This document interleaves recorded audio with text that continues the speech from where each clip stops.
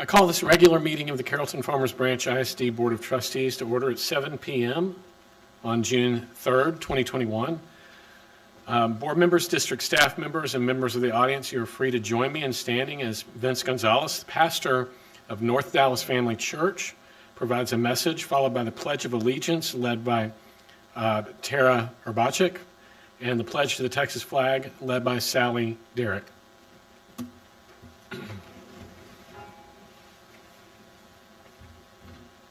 Let us pray.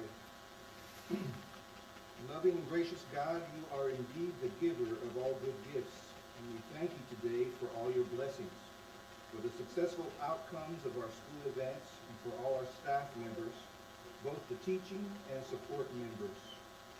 We ask that you bless them abundantly, and we continue to seek your wisdom, guidance, courage, and strength. Be with us in our deliberations and help us to be wise in the decisions we make for the good of all those who have placed their trust and confidence in our leadership. Give us insight to lead with integrity that our decisions may reflect what is right and good. Keep us from short-sightedness and pettiness. Help us to make decisions that are for the good of all and guard us from blind self-interest. Dear Lord, grant us the humility to always seek your will in all that we do and say. All glory be to you, loving God, now and always. For it is in Jesus' name we pray. Amen. I pledge allegiance to the flag of the United States of America and to the republic for which it stands, one nation, under God, indivisible, with liberty and justice for all. I pledge allegiance to thee, Texas, one state, under God, one and indivisible.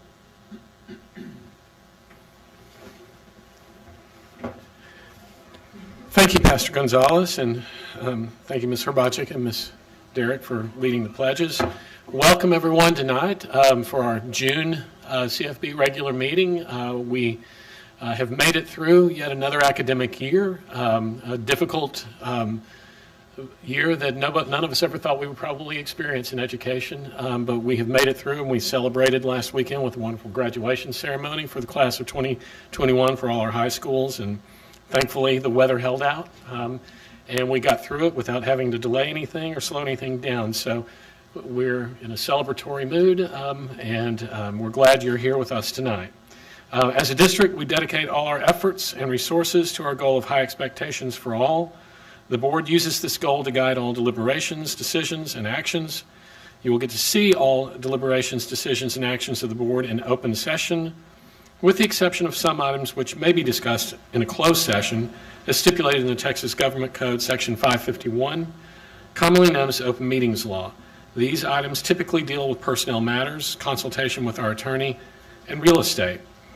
For the record, the board members are Tara Urbachik, Sally Derrick, Randy Shackman, Juan Renteria, Guillermo Ramos, and myself, Les Black. We constitute a quorum and may conduct business on behalf of the district. Before moving on to the next agenda item, I would like to remind you that the board will accept comments from citizens of the district and from district employees. Anyone wishing to speak either as an individual or as a representative of a group may do so during agenda item number 5, Audience for Guests. Please submit your request to do so on one of the forms provided on the table just outside the boardroom door. You may place the completed form in the box provided on that same table, or present your completed form to Administrative Assistant Kim Castagnon. When the board addresses agenda item number 5, Audience for Guests, you will be invited to the podium to speak to the board. So we move on to agenda item number 2, which is swearing in of members of the Board of Trustees declared by highest and second highest number of votes cast in the November 3rd, 2020 general election. In accordance with returns of votes cast at the trustee general election held on May 1st, 2021, Sally Derrick and Cassandra Hatfield, being the two candidates with the highest votes, have each been elected to serve a 3-year term on the Board of Trustees. Each has been issued a certificate of election and has completed the required statement of officer. The Honorable Ron Marchant is present tonight to administer the oath of office. Mr. Marchant and Ms. Derrick, will you please come to the front of the room?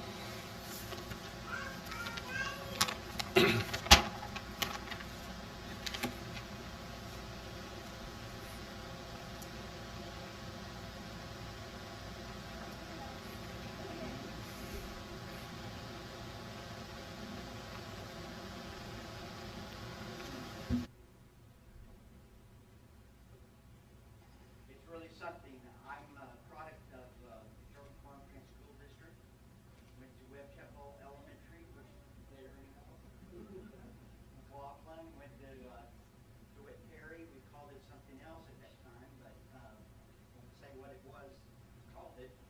But then Arl Turner, graduated Arl Turner 52 years ago in Standard State. 52 years ago. And so I hold a very honor to be able to swear you in. It was one of the 2 years that has taught me so well. And if you would repeat after me, you can raise your hand. I, Sally Garrett, do solemnly swear or affirm that I will faithfully execute the duties of the Carrollton-Farmers Branch ISD Board of Trustees of the state of Texas, to the best of my ability, preserve, protect, and defend the Constitution and the laws of the United States and of this state.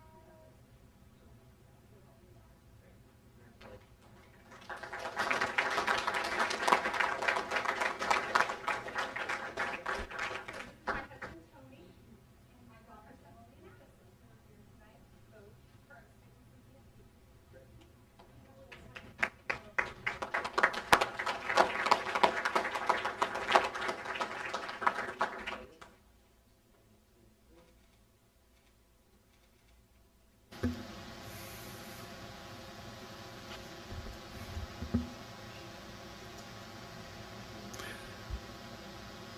Okay, Ms. Hatfield, will you please come to the front of the room?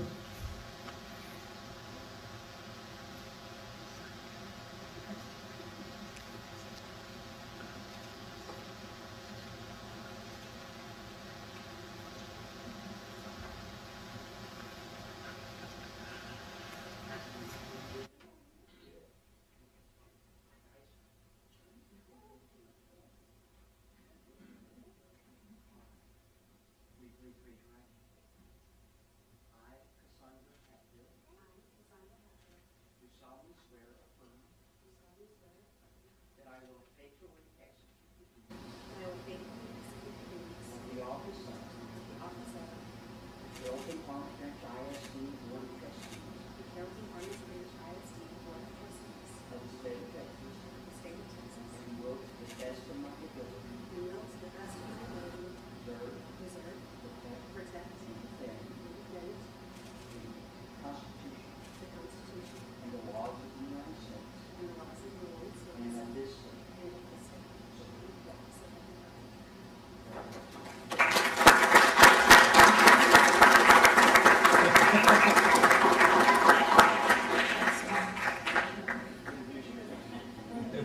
This is my husband Scott and my children Evelyn and Hutton, who are both children in the district.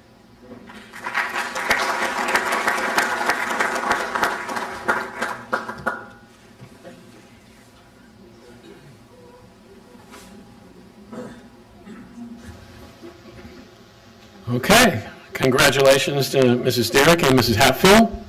At this time, we will proceed to agenda item number 3, which is board reorganization. Under Board Policy BDAA Legal and BDAA Local, the board is to organize by selecting a president, a vice president, and secretary. I will now turn the gavel over to Superintendent John Chapman to conduct the election of the president first. The new president will then conduct the selection of the other officers.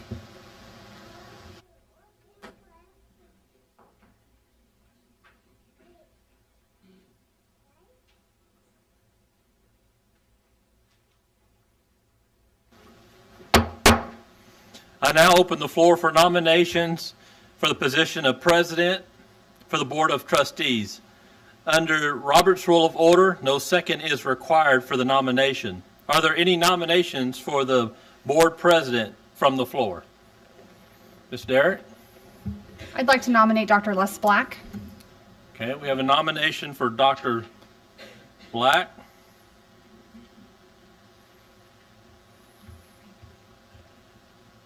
Are there any other nominations on the floor?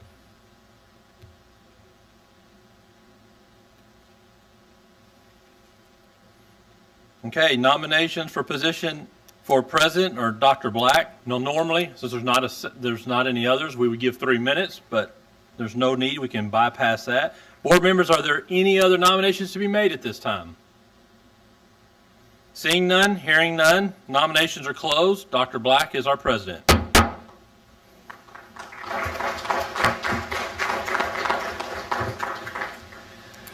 Well, thank you to my colleagues, and I'm honored. So we'll move forward and elect a new vice president. I now open the floor for nominations to the position of vice president of the Board of Trustees. Under Robert's Rules of Order, no second is required for nominations. Are there any nominations for board vice president from the floor? Mr. Ramos. I'd like to nominate Sally Derrick. All right. Sally Derrick has been nominated for the office of board vice president. Are there any other nominations?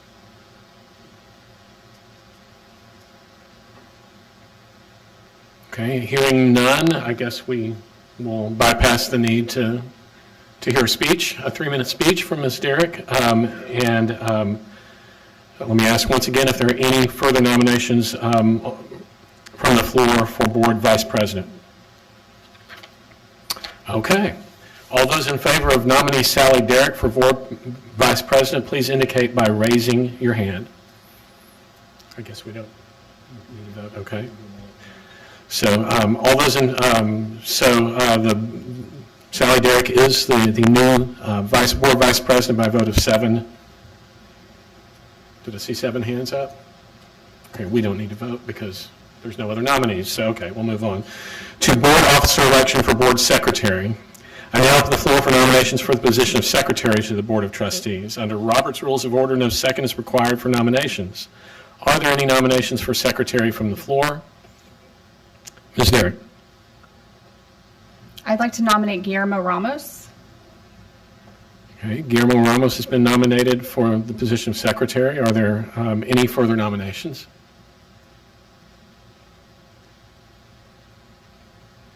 Okay, if there are no further nominations from the floor, then do we need to vote or? Okay, all right. So we will go back and do the vote for all 3. So all those in favor for Guillermo Ramos, nominee Guillermo Ramos for board secretary, please indicate by raising your hand. See 6 votes in favor. All those opposed? Or excuse me, all those opposed, raise your hand. So Guillermo Ramos, by a vote of 6-0, is the new board secretary. Do we need to go back and do votes on vice? We already kind of voted. Okay, all right. So we're good? All right. Okay. The next agenda item is agenda item number 4, special presentations and recognitions. Dr. Chapman, I'll turn the meeting over to you. At this time, we would like to have our special presentations of our elementary and secondary teachers of the year. Good evening, Dr. Chapman, Dr. Black, and board members. As was mentioned, we are so pleased to honor our 2 district teachers of the year. Before I announce these individuals, I do want to share some brief information with you about this award. This award is facilitated by the Texas Association of School Administrators, and the Texas Teacher of the Year program annually recognizes and rewards teachers who have demonstrated outstanding leadership and excellence in teaching. In CFB ISD, the elementary and secondary teachers of the year must have been selected as a teacher of the 9 weeks and have a minimum of 3 years teaching experience. Also, these teachers are selected based on the following characteristics and qualifications: inspiration, motivation, preparedness, aspiration, connection, and talent. Both of these 2 individuals tonight demonstrate all of these characteristics. Our 2 teachers will now move forward and compete for the Region 10 Teacher of the Year program. So at this time, I would like to announce our elementary teacher of the year, Ms. Jessica Petrie, who is a 5th grade teacher at McCoy Elementary. Jessica, if you'll please come forward.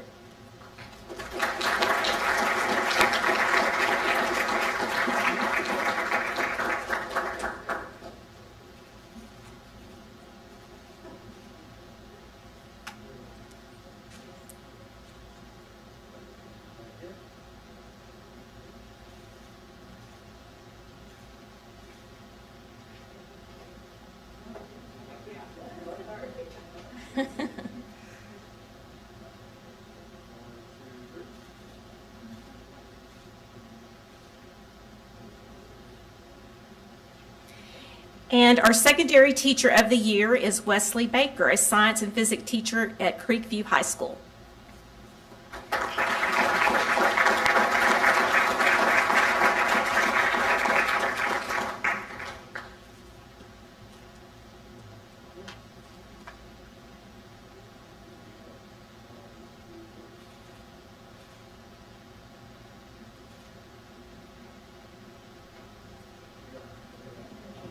Congratulations on this achievement.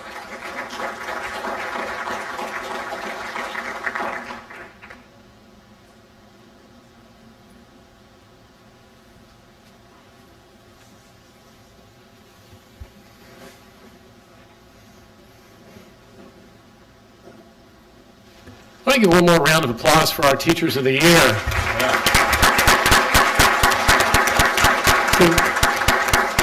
Well deserved in both cases, and we wish you luck competing in the next level. So we're very proud of you and thankful for the work you do. Our next item is Agenda 4B, district announcements, and we begin with the superintendent's report. Yes, sir. Thank you. First of all, we have our month artwork is from Ranchview High School. So if you get a chance to look at the artwork of our talented individuals, again, Ranchview High School. We have two special guests today.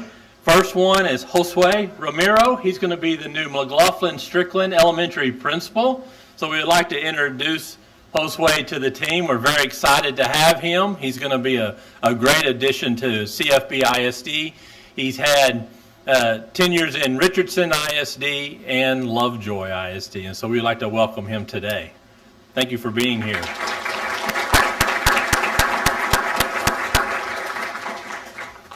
Next, we have Farah Ramon. She is from Las Colinas Elementary. She was in CFB, and she went to Keller, and she just couldn't stand it, so she's coming back now to be a principal. Great addition to CFB. We're so thankful to have her back in the district. Las Colinas Elementary principal.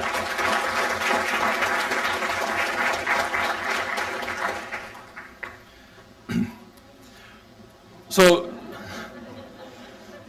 some news about 1468 Virtual Academy. It's just been a long journey for CFB ISD and various other districts. One piece, as we organized the Virtual Academy, we were very blessed to be chosen by TEA to be one of the top 50 districts in the state to be part of their coalition to move that work forward. By our plan and the work that Robin Stout and Yannette Cordosa did, it was a great plan. Unfortunately, the bill died, and it died on Monday, and so therefore we will not be offering a virtual academy for the 21-22 school year. Again, it took legislation. You know, the question has actually come up, well, what if, because we know they're going to have a special session, what if they had a special session, then would we still consider opening that virtual academy? And the answer is going to be no. We're already in June. We don't know when they're going to meet. We don't know what time we'll get an answer for that. And what's the why behind it? First, hiring a principal, an AP, hiring the teachers that are needed for that. In most cases, if you were to hire outside, it wouldn't affect CFB much. But we feel that we'd be hiring within. So as we're filling positions and we're taking teachers away from our current campuses, then we're going to have to fill that void as well. And just based on timing, talking with the leadership team, we feel that it's best that we're going to move on. We don't feel that there's a lot of opportunity for us to move that work forward. TEA did give us we apologize today. I actually got the email this afternoon saying that the cohort now has diminished as we move forward. But you know, we'll see what the future holds. We'll see what TEA provides. I was on a commissioner call today, and there was still no mention of anything in the near future. And so, unfortunately, that will move on. We want to talk a little bit about the 21-22 school year calendar. And so we're going to have a two-tier system next year. For the last few years, the middle school wanted to start school early. So they start at 9 o'clock, and they wanted to move that up. And so we were able to do such. And so we were able to combine some routes. And one of the reasons we were looking at combining routes was the length of time that kids would be on a bus. And one of our goals was the least amount of time they can ride on a bus, the better off they are. And so we were able to do that. We were able to move to a two-tier, so you have an elementary and a secondary tier system. We've decided we are not adding 15 minutes to the school day schedule. We will not be adding 15 minutes. One thing that I also want to address is that when you look at a teacher contract, they're on 187 days. You can't, with the Texas Education Code, you can't go above 187 days. A 10-month contract is 187 days. Now, let me give a little history of what has happened in the state of Texas over the last, I'm going to say, 15, 20 years. So back in the day, we used to go to school 180 calendar days. TEA would give you a waiver. You could have normally up to at one point 7 PD days and 3 teacher work days. So that's 10. Then you would go to school normally 100, depending on if you took all the waivers, 180 to 177 days. Well, through the years, schools started going less, getting waivers, and student instruction time lessened. Well, a few years ago, it's probably been 6 years ago, we moved to what was considered minutes, 75,600 minutes in a year. Now, how did they come up with that? Well, they consider 420 minutes a day is one day. So multiply 420 minutes times, guess what, 180 days gets you 75,600 minute rule. Well, we as educators were really smart at looking at loopholes and finding ways to go less time. So what did we start doing? We started going to school more. So schools around us started going 435 in our case, 450, several around us going 465 a day.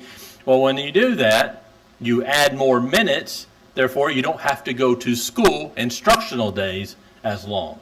And so at this point, let's talk now about, what was some of the decisions that were coming down with the commissioner back whenever we started talking about calendar. We started talking about calendar October, November, went before the board in January.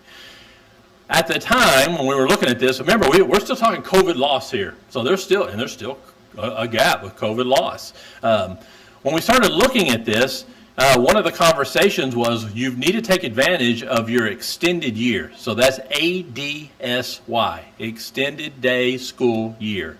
And you have to, in order to get funding for that, you have to go to school a minimum of 180 instructional days per year. So we as school districts start developing calendars for 180 instructional days, never going over 187 days for teachers. You'll never go over that. And in TEC code, it's very clear that a teacher works 8 hours a day plus a 30-minute duty-free lunch. So that's 8.5-hour days. Now, we all know our teachers, and especially in CFB, are working well over 8.5 hours. Well over. That's irrelevant at this point.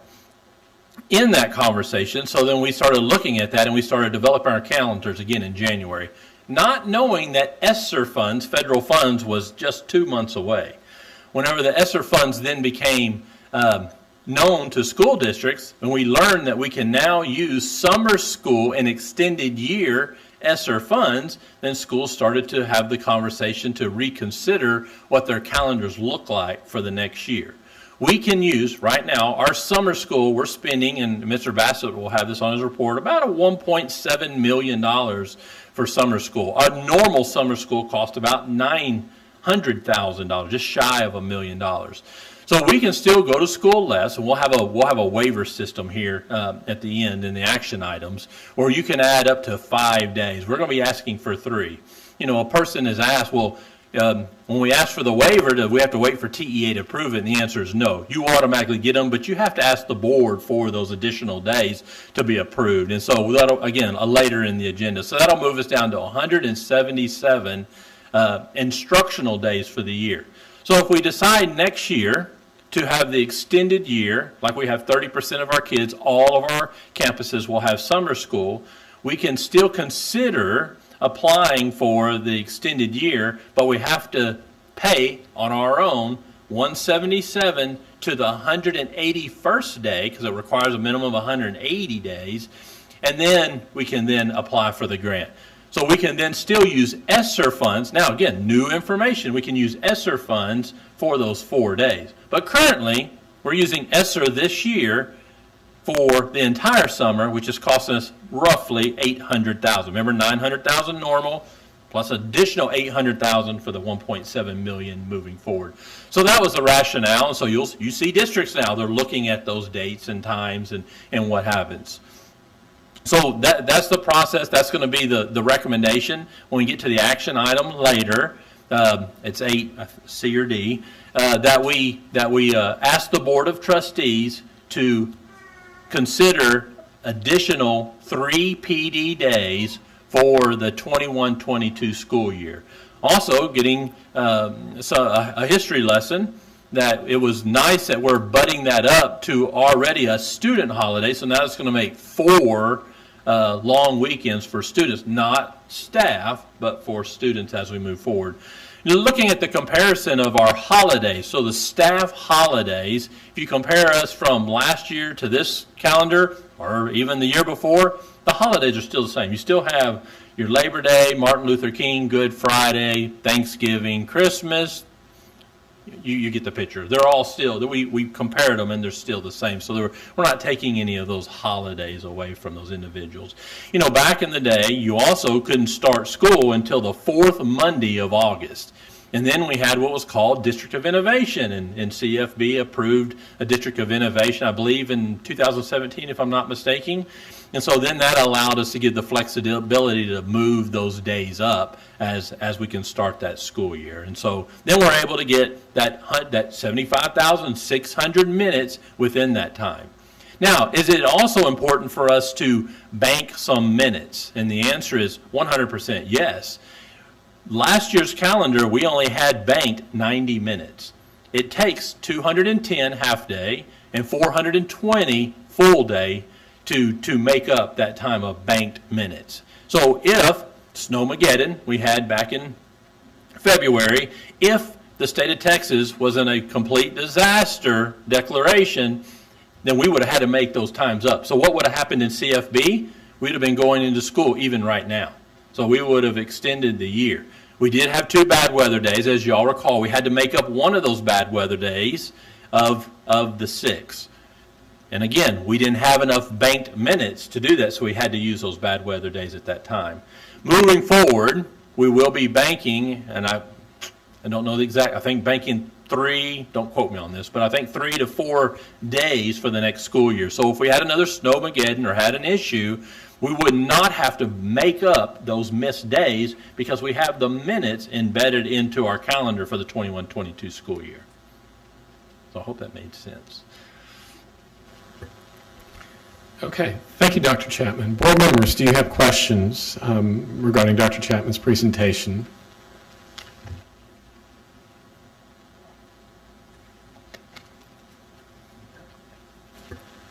Thank you, Dr. Chapman. At this time, we're going to have a SHAC report. Ms. Leek.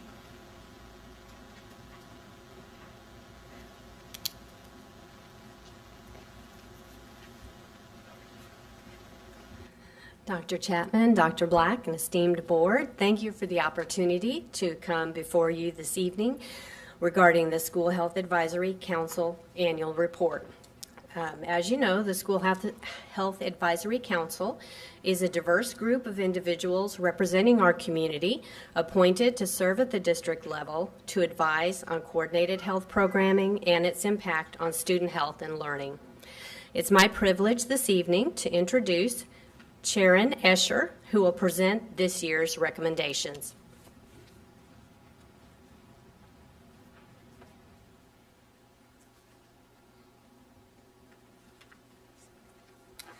Good evening, Board of Trustees, Dr. Chapman.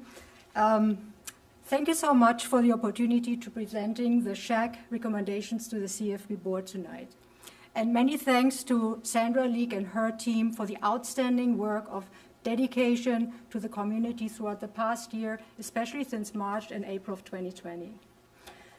The School Health Advisory Council, SHAC, would like to make the following 13 recommendations. 1. Students should have a minimum of 90 minutes per week with a physical education specialist. 135 minutes is the state mandate, but parts of that come through catch with a structured recess. 2. No elementary class should exceed the state-mandated ratio of 45:1 unless there are 2 certified physical education teachers present or a physical education teacher and 1 aide. 3. Make health class at the secondary level a priority and to provide continued education for all students in the areas of tobacco, drugs, bullying, alcohol, character building, parenting programs, and any other programs which address risk participating behaviors. 4. Make physical activity a priority for all students, teachers, and CFB ISD employees. 5. Make CPR training a priority for 5th graders and 8th graders in 2021-2022. 6. Educate staff on mental health trends and offer parents opportunities to learn more during organized school functions. 7. Increase counselor staffing at the campuses to address increased mental health needs. 8. Continue evening counseling connection centers, counseling services for staff, students, and families. 9. Continue to provide nurses at each campus to provide safe care and promote quality outcomes as recommended by the American Academy of Pediatrics and the National Association of School Nurses, which is a Texas school nurse organization. 10. Continue to offer wellness programs and opportunities for staff. 11. Communicate in Spanish to be able to reach a wider audience of parents and to increase family engagement and community involvement. 12. Continue to offer telehealth consultations for physical and behavioral health to students and their families. And last but not least, 13. Continue to promote SHOC functions within the district through open meetings and discussions within the CFB community, which are administrators, educators, staff, parents, and families, to inform and to encourage engagement and involvement from interested individuals. Thank you very much.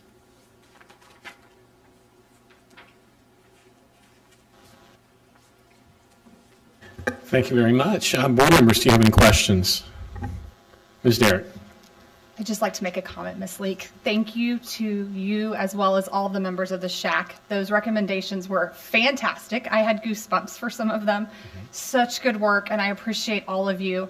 I'm very excited to be the board liaison going forward for the SHAC, just to hear about all the amazing work that you're doing. So well done. Please let the team know that we're very thankful for all of that.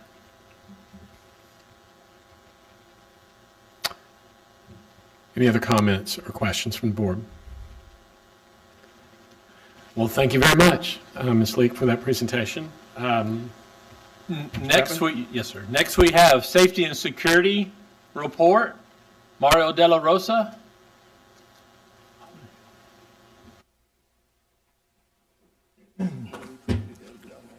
Good evening, President Black, members of the board, Dr. John Chapman. I'm here this evening to present to you some safety and security updates that have been taking place throughout the district. And I will present a short video, and then if you have any questions, you can ask me. Exterior doors are locked during the school hours to protect our students and staff in the learning environment. There are now security vestibules that pair with our video intercom system to allow direct communication with the front office upon your arrival. These large and beautiful windows ensure there is a direct path to the front office check-in area from the visitor entrance to provide prompt service. These vestibule windows have been fortified with impact-resistant window film to protect the area from a variety of hazards.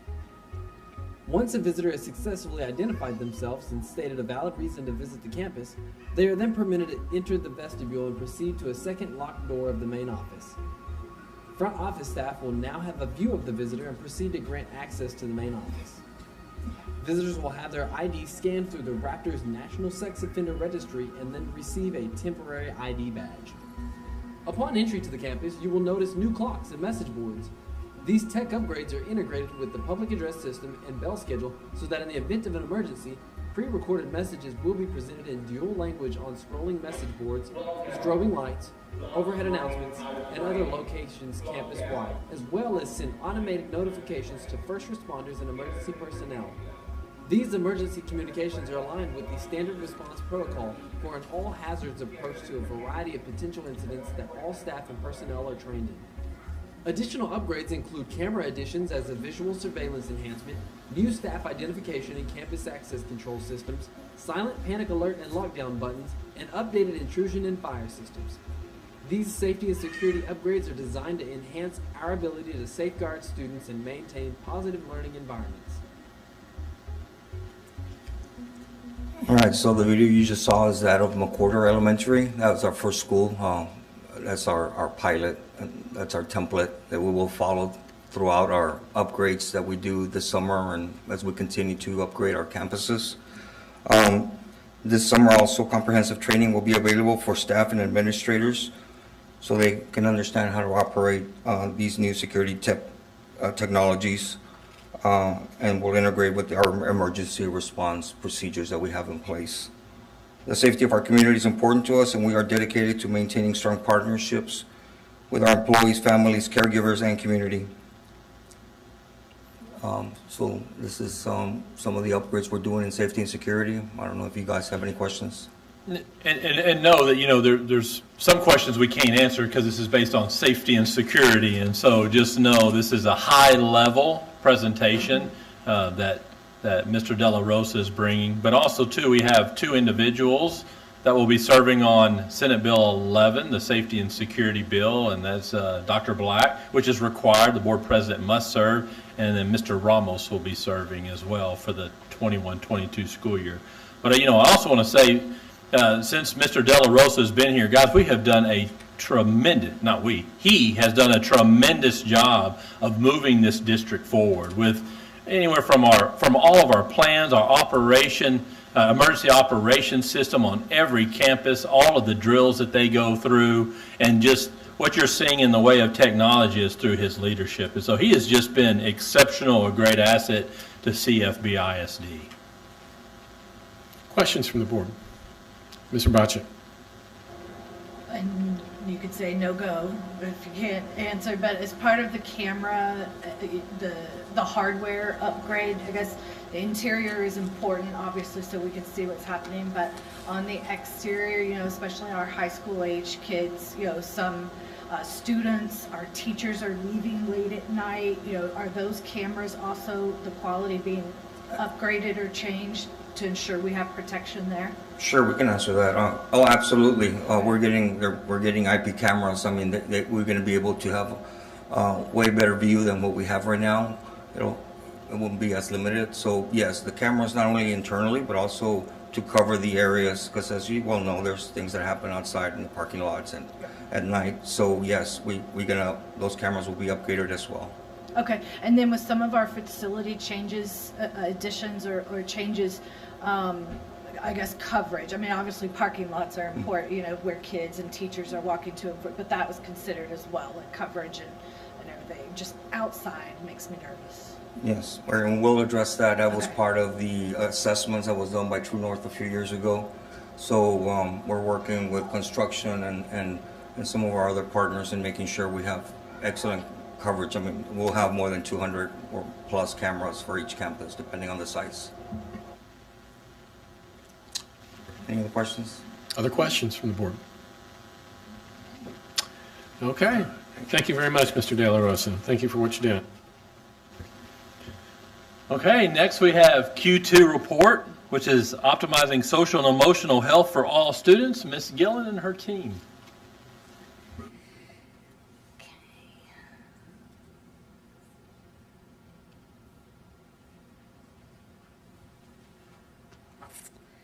Thank you, Dr. Chapman, Dr. Black, and esteemed members of the board. A colleague recently mentioned that I should be sure to say what SEL stands for. I thought about that, and sometimes we assume that everyone knows what it entails. It's the heart and soul of the students, social and emotional learning. In schools everywhere, we care about student engagement, attendance, grades, and lower school dropout rates. We know beyond a shadow of a doubt that strong teacher-student relationships help to improve student success. In CFB, we have a heart for social and emotional learning. Our superintendent and district leadership Believe in the whole child. A quote from the great Maya Angelou. I have learned what people will forget what you said. People will forget what you did. But people will never forget how you made them feel. Okay, so I need you to trust me for just a little bit. We are going to do a quick mindfulness piece together. I'm going to ask you to close your eyes or look down if you're a little bit more comfortable doing that. And I want you to think about a teacher who you've had in your past. Think about how they made you feel. You may not remember what they said, but you remember exactly how they made you feel. Was it a Miss Kindness who I had in first grade that loved everyone and made everyone feel special despite their reading ability? Or was it a Miss Crank who brought on shame if you couldn't perform the arithmetic that was on the board? Think about it for just a moment, and then you can open your eyes. In CFB, this next school year, there will be a strong focus on academic support, and we must give students a reason to want to come to school. School is a haven for many of our students who have missed being here for the last 18 months. As we re-enter, we must make sure that the haven exists to help them flourish. I want to update you on several areas within CFB that programmatically led our support for students this past year during a very tumultuous time. These are just a few of the highlights. The Parent Education Committee is a collaboration of CFB and the Council of PTA. We have continued filming new topics for our parents. We have also added 2 Facebook Live presentations and a 2-part series in collaboration with CCMR. With over 9,000 views. Topics this year have included building and nurturing self-esteem, improving communication with your child, mindfulness and meditation, and transitioning to high school. Our Counseling Connection Center has been busy supporting students, staff, and families since December of 2019. How timely that we opened 3 months before school as we knew it changed so drastically. This year, with 12 counselors, the center has served 148 clients and held 856 counseling sessions. Due to continued demand, the center will continue to open throughout the summer. Sessions have been held in person and online. Next year, we hope to offer group counseling at the center. We know that EF, or executive functioning, is just as important as IQ or intelligence quotient in life success. We want to be sure that our students are well equipped to enter the world with that ability too. Think of executive functioning as the conductor of an orchestra within your brain. This past school year, we established a district EF committee consisting of teachers, parents, counselors, positive behavior facilitators, behavior resource specialists, and administrators to determine ways to develop important skills in our student population. The set of cognitive skills is essential for success in school and life. The committee researched the various skills and determined that the top priorities for our students include emotional control, self-monitoring, and flexible thinking. The committee will meet again in the fall to determine how best to incorporate the teaching of EF skills into students' daily schedules and is considering an EF Skill of the Month. In the last year, we know that grief has manifested itself in many ways. Students, teachers, and families have dealt with unknowns, loss, and the altered community of school. The counseling department brought in Journey of Hope Grief Support Center to equip counselors with tools needed to support staff and students. Information on various support groups and other services was also provided during the training. It became apparent early in this last school year that we needed to address difficult topics and equip our counselors with training to build healthy coping strategies within our students. Connections Wellness Group, a local mental health organization, presented on the topic of ways youth self-destruct. The presentation centered on self-harm, substance abuse, and inappropriate internet usage. Information was provided regarding the prevalence of these behaviors as well as interventions for supporting our students. Remember the teacher you visualized when you closed your eyes a few minutes ago.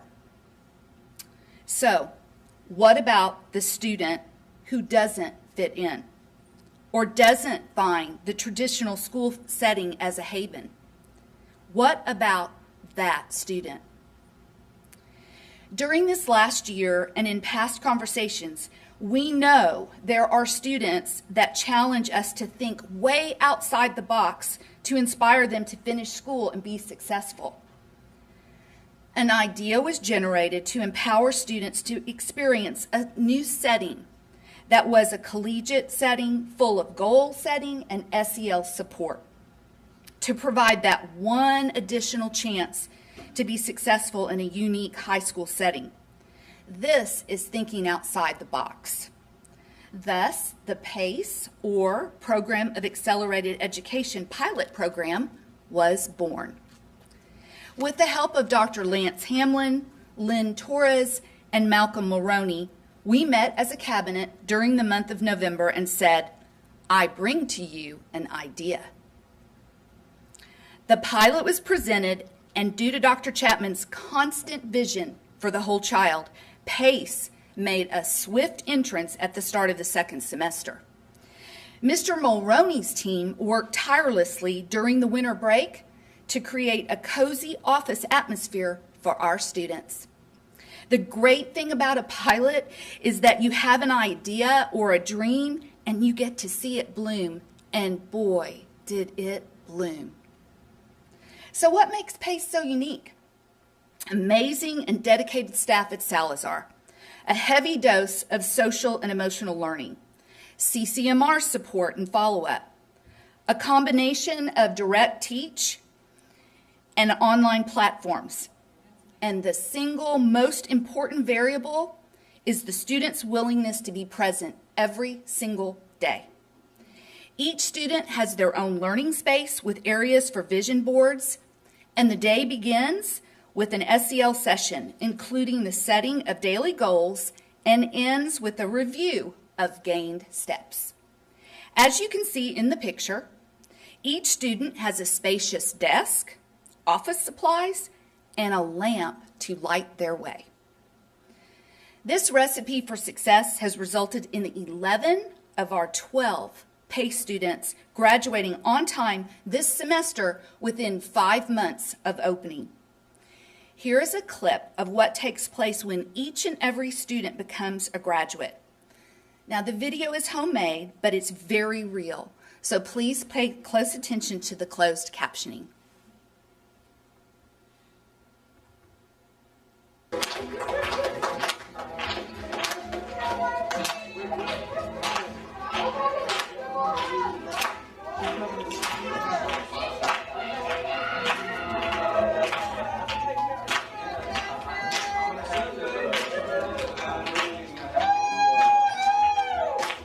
I got a few things. Trying to prove my mama wrong. You know, one day she told me she never was seeing much out of me. Like, she never really believed in me when I first came up, I wasn't acting right. And I came here and everybody started trying to help me out and show me the right. And then once I started noticing everybody was really fighting for me, and it just kind of, I thought it was stupid. Why is everybody fighting for me and I'm not fighting for myself? So I stood up and started doing it for what I needed to do. Awesome. We believe in you. I feel like you guys helped me a lot, and I really appreciate it.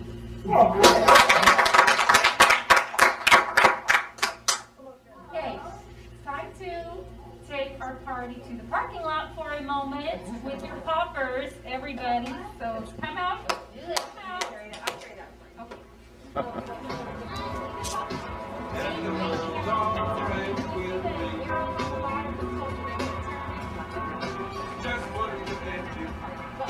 it up. Wait. 1, 2, 3.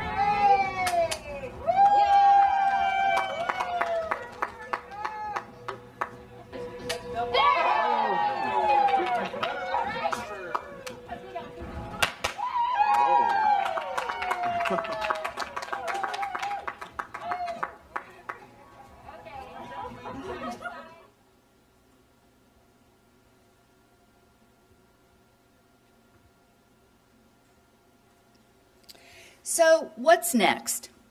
With every dream that comes with a pilot program, the reality is that we must take a good look at what we are doing, what we hope to do, and how we can make this a reality for more students.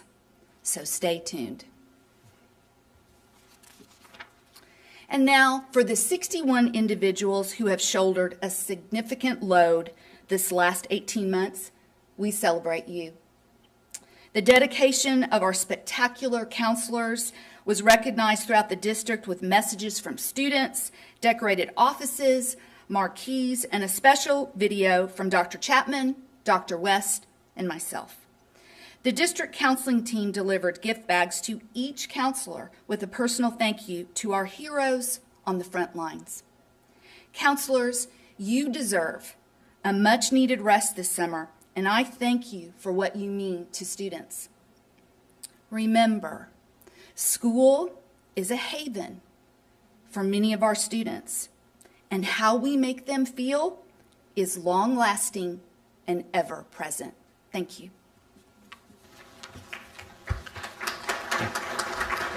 Thank you, Ms. Gillen. Board members, are there questions for Ms. Gillen before we let her get away? Yes, Ms. Derrick. Just a quick question for you regarding PACE. Will you just explain to us real quick, so it's students that are already enrolled at Salazar, and maybe just kind of walk us through the students, the kind of student at Salazar, and then who gets identified to participate in PACE? Okay, great question. Again, it's a pilot, so we're tweaking some of that. But they are not at the B. Salazar Center for the DAEP program. It's completely separate. In fact, we needed to keep the students separate.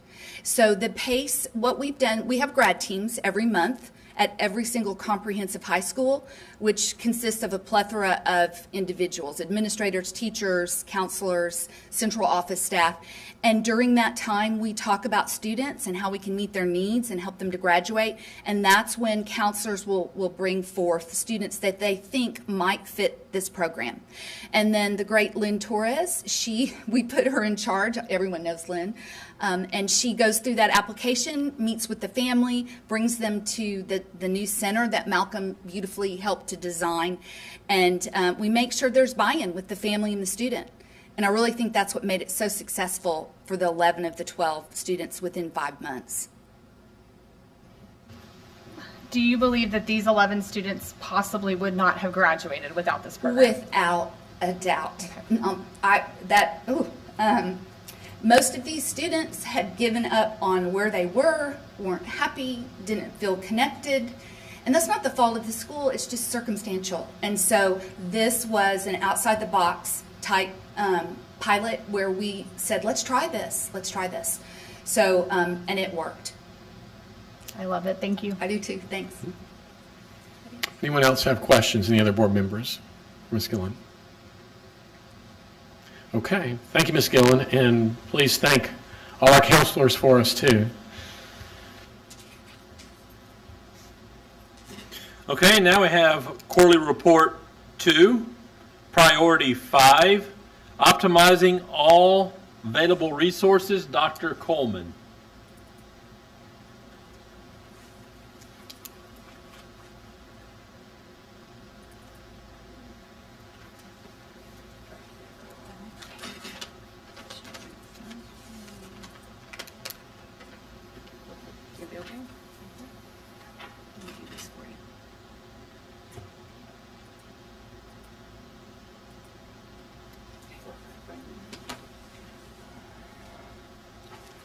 Good evening, everybody.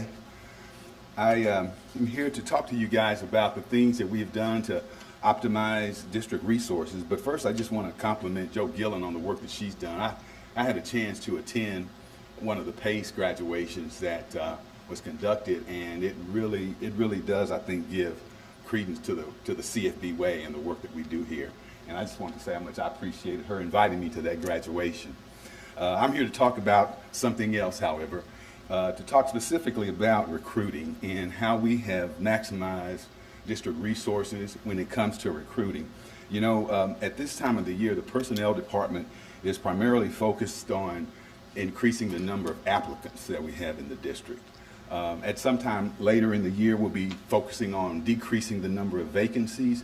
But right now, our mission is to find the perfect match for every position that's here in the district. And the way that we do that, it's a partnership. It's a partnership with the principals and the supervisors and the managers who interview and hire people.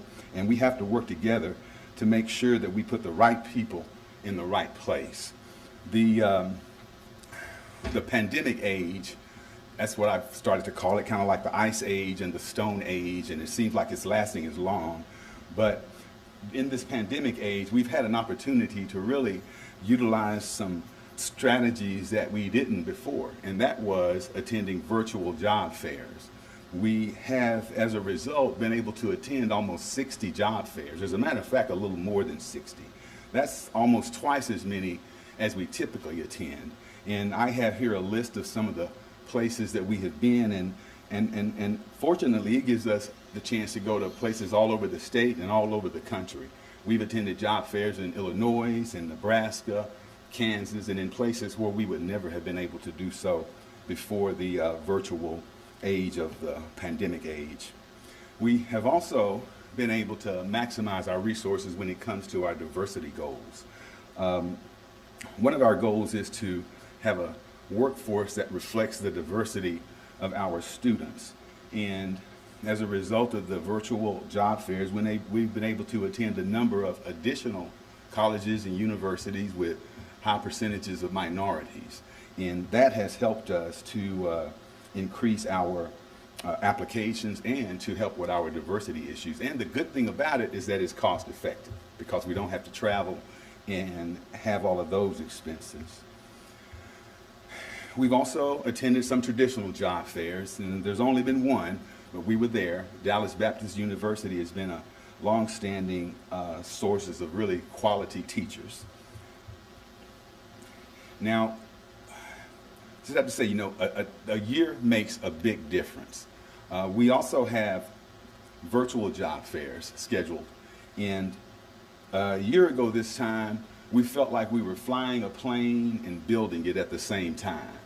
But now we're able to plan and invest time and energy into the virtual job fairs. We've had one already on April 16th, and we have another one scheduled tomorrow, as a matter of fact, June 4th. And then we have another one tentative scheduled July 16th after all of the administrators return so that we can fill any vacancies that exist in the late summer. In the April 16th job fair, we had 835 applicants that signed up. We had 757 applicants that registered, and 606 people attended the job fair. Already for the June job fair, the data I have here is actually outdated. We actually have 470 plus people signed up now and about 370 people registered. And we expect that to go up by another couple of hundred people just overnight.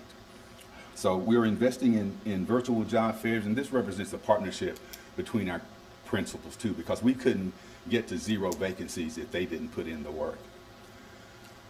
This is a copy of the job fair flyer that we've been circulating, and I wanted you all to see this for a couple of reasons.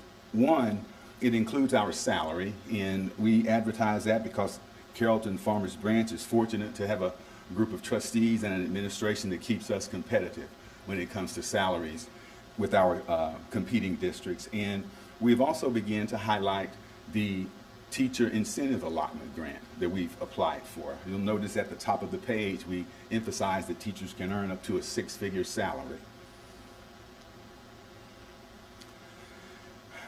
Before each job fair, we have a pre-job fair webinar. And the purpose of this webinar is really to give applicants a chance to learn what CFB is really like as a district. And we have a very impressive staff of stars, and you can see some of them on the picture in front of you. And you'll also notice the top 10 ways to maximize your CFB job experience is a slide that we have.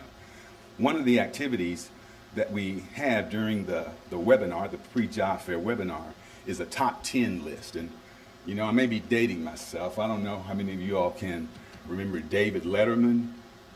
Y'all remember him? Well, you remember he used to have his top 10. Well, we've kind of stolen from his top 10 list. And so we give applicants, people who are getting ready to attend the job fair, we give them a really good taste of what it's like to be here in CFB ISD. And then we give them a top 10 ways that they can maximize their experience at virtual job fairs. Now, we do let them know, and we make it clear that the advice we're giving them, it only works at a CFB job fair.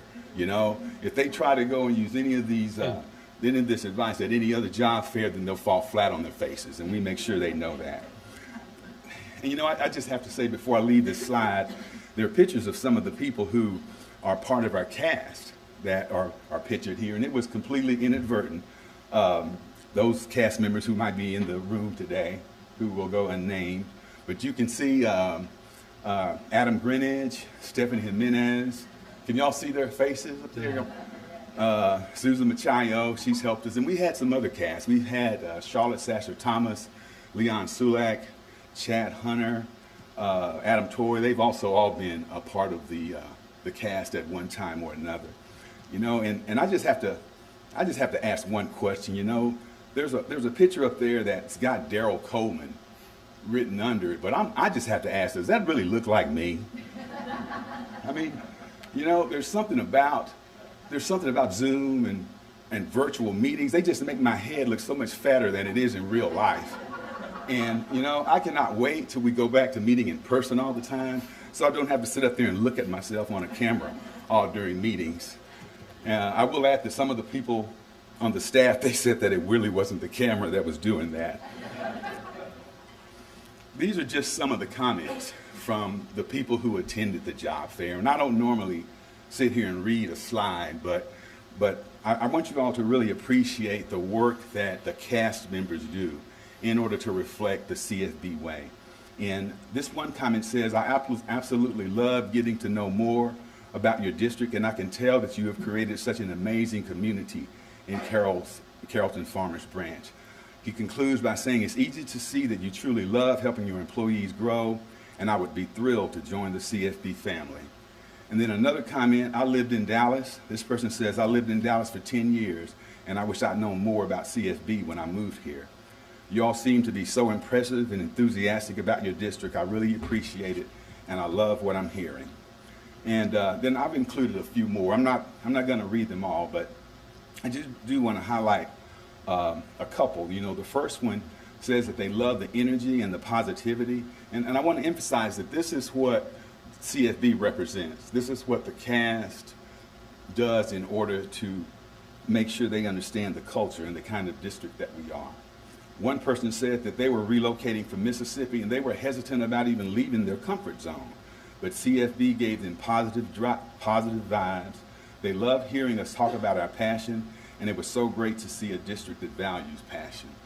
And then you can see one other commenter said that they were thankful to Dr. Coleman and friends. They were looking forward to visiting with us family, visiting with us further.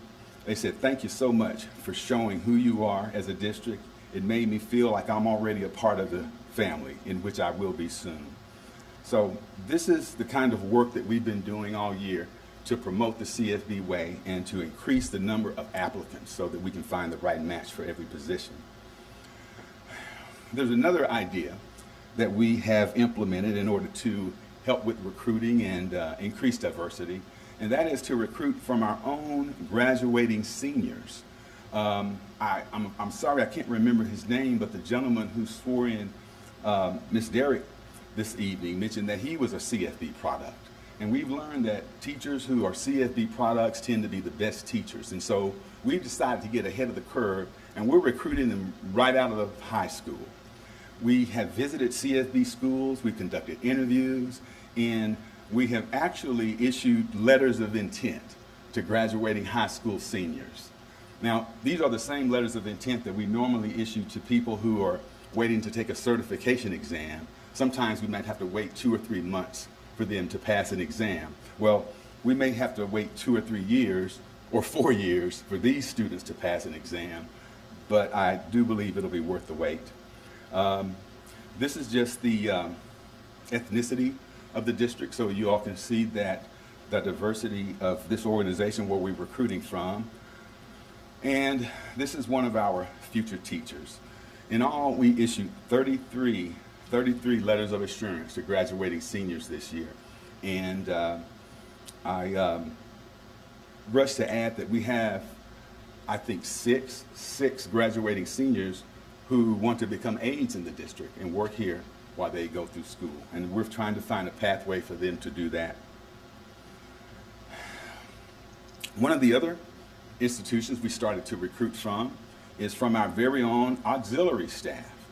I don't have the statistics, but the auxiliary staff actually has more diversity than even our student population that we're recruiting from.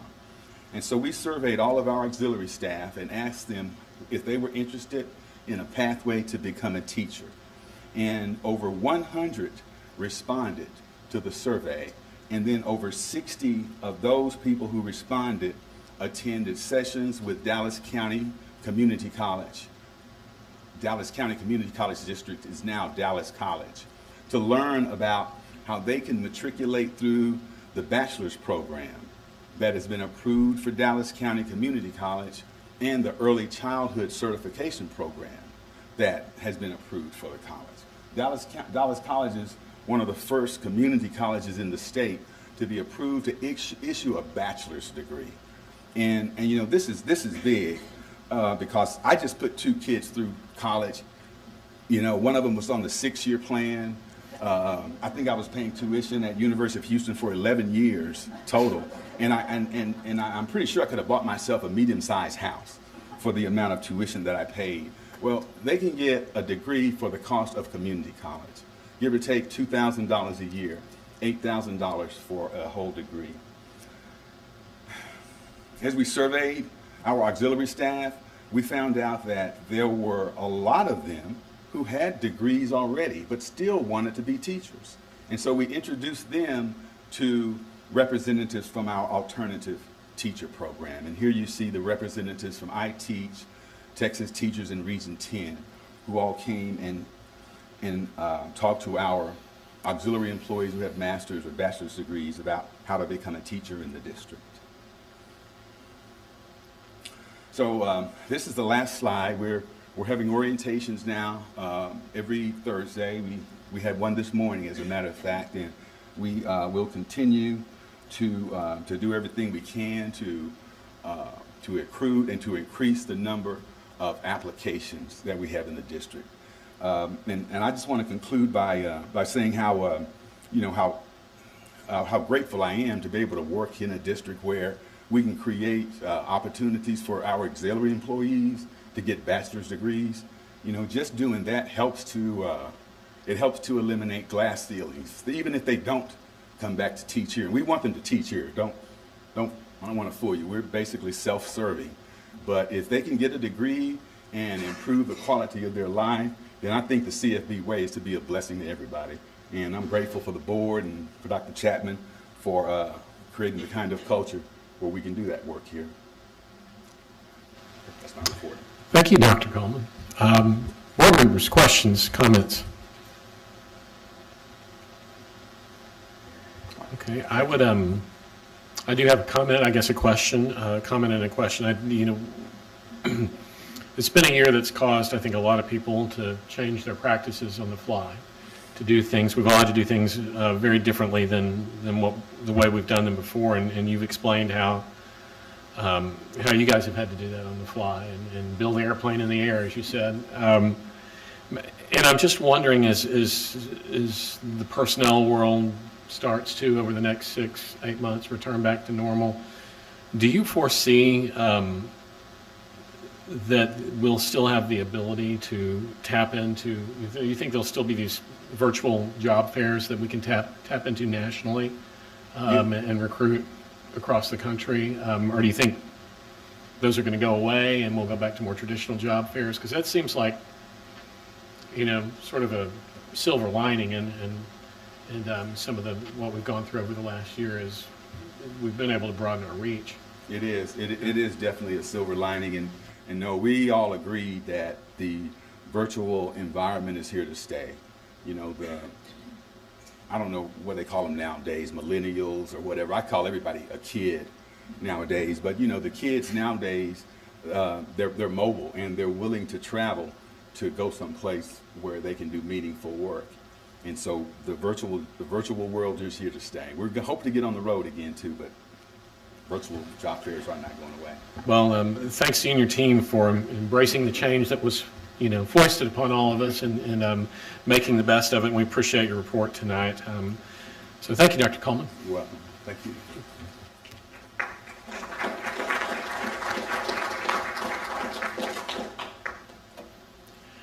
Okay, next we have our Gifted and Talented Equity Plan, Catherine Schaefer.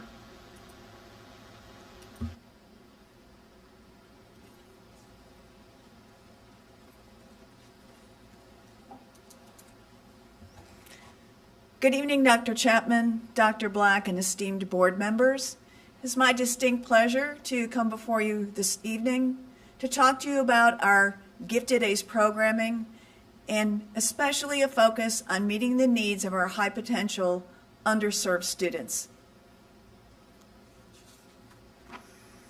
Carrollton-Farmers Branch ISD's ACE Gifted and Talented program is designed to challenge the gifted learner who demonstrates the need for an enriched curriculum.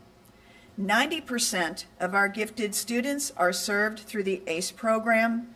10% are served through our LEAP Highly Gifted program. Typically, gifted students differ from their age peers in 3 important ways. First, they absorb and transfer information at a faster rate and process it very efficiently. Second, they are often able to comprehend information with greater depth than their classmates, showing greater insight and understanding. And third, they often have an interest that is more typical of older children or even adults.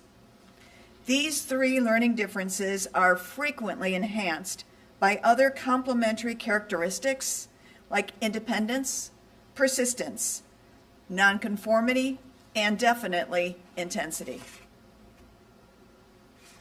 In CFB, we offer layers of gifted services. In elementary, ACE students are cluster grouped in the general education classroom. GT ACE elementary students work with our CFB curriculum extensions. ACE gifted services are available on each and every campus. However, the STEAM Gifted Academy at Landry Elementary in its inaugural year was a wonderful hit with parents and students alike, and we're expanding. In addition, our LEAP program for the highly gifted is housed at McCoy Elementary and Perry Middle School. LEAP was the first of its kind in the state. 37 years ago, in 1984, it was brought before the board for a proposal.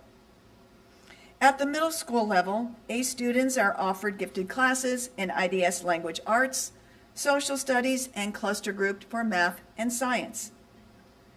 In high school, gifted students are enrolled in their English language arts course titled Global and World Experience and are served through our strong AP, IB, on-ramps, dual credit, and academy and CCMR pathways. Gifted programs are guided by the Texas Education Code. Gifted and talented students means a child or youth who performs at or shows the potential for performing at a remarkably high level of accomplishment when compared to others of the same age, experience, or environment.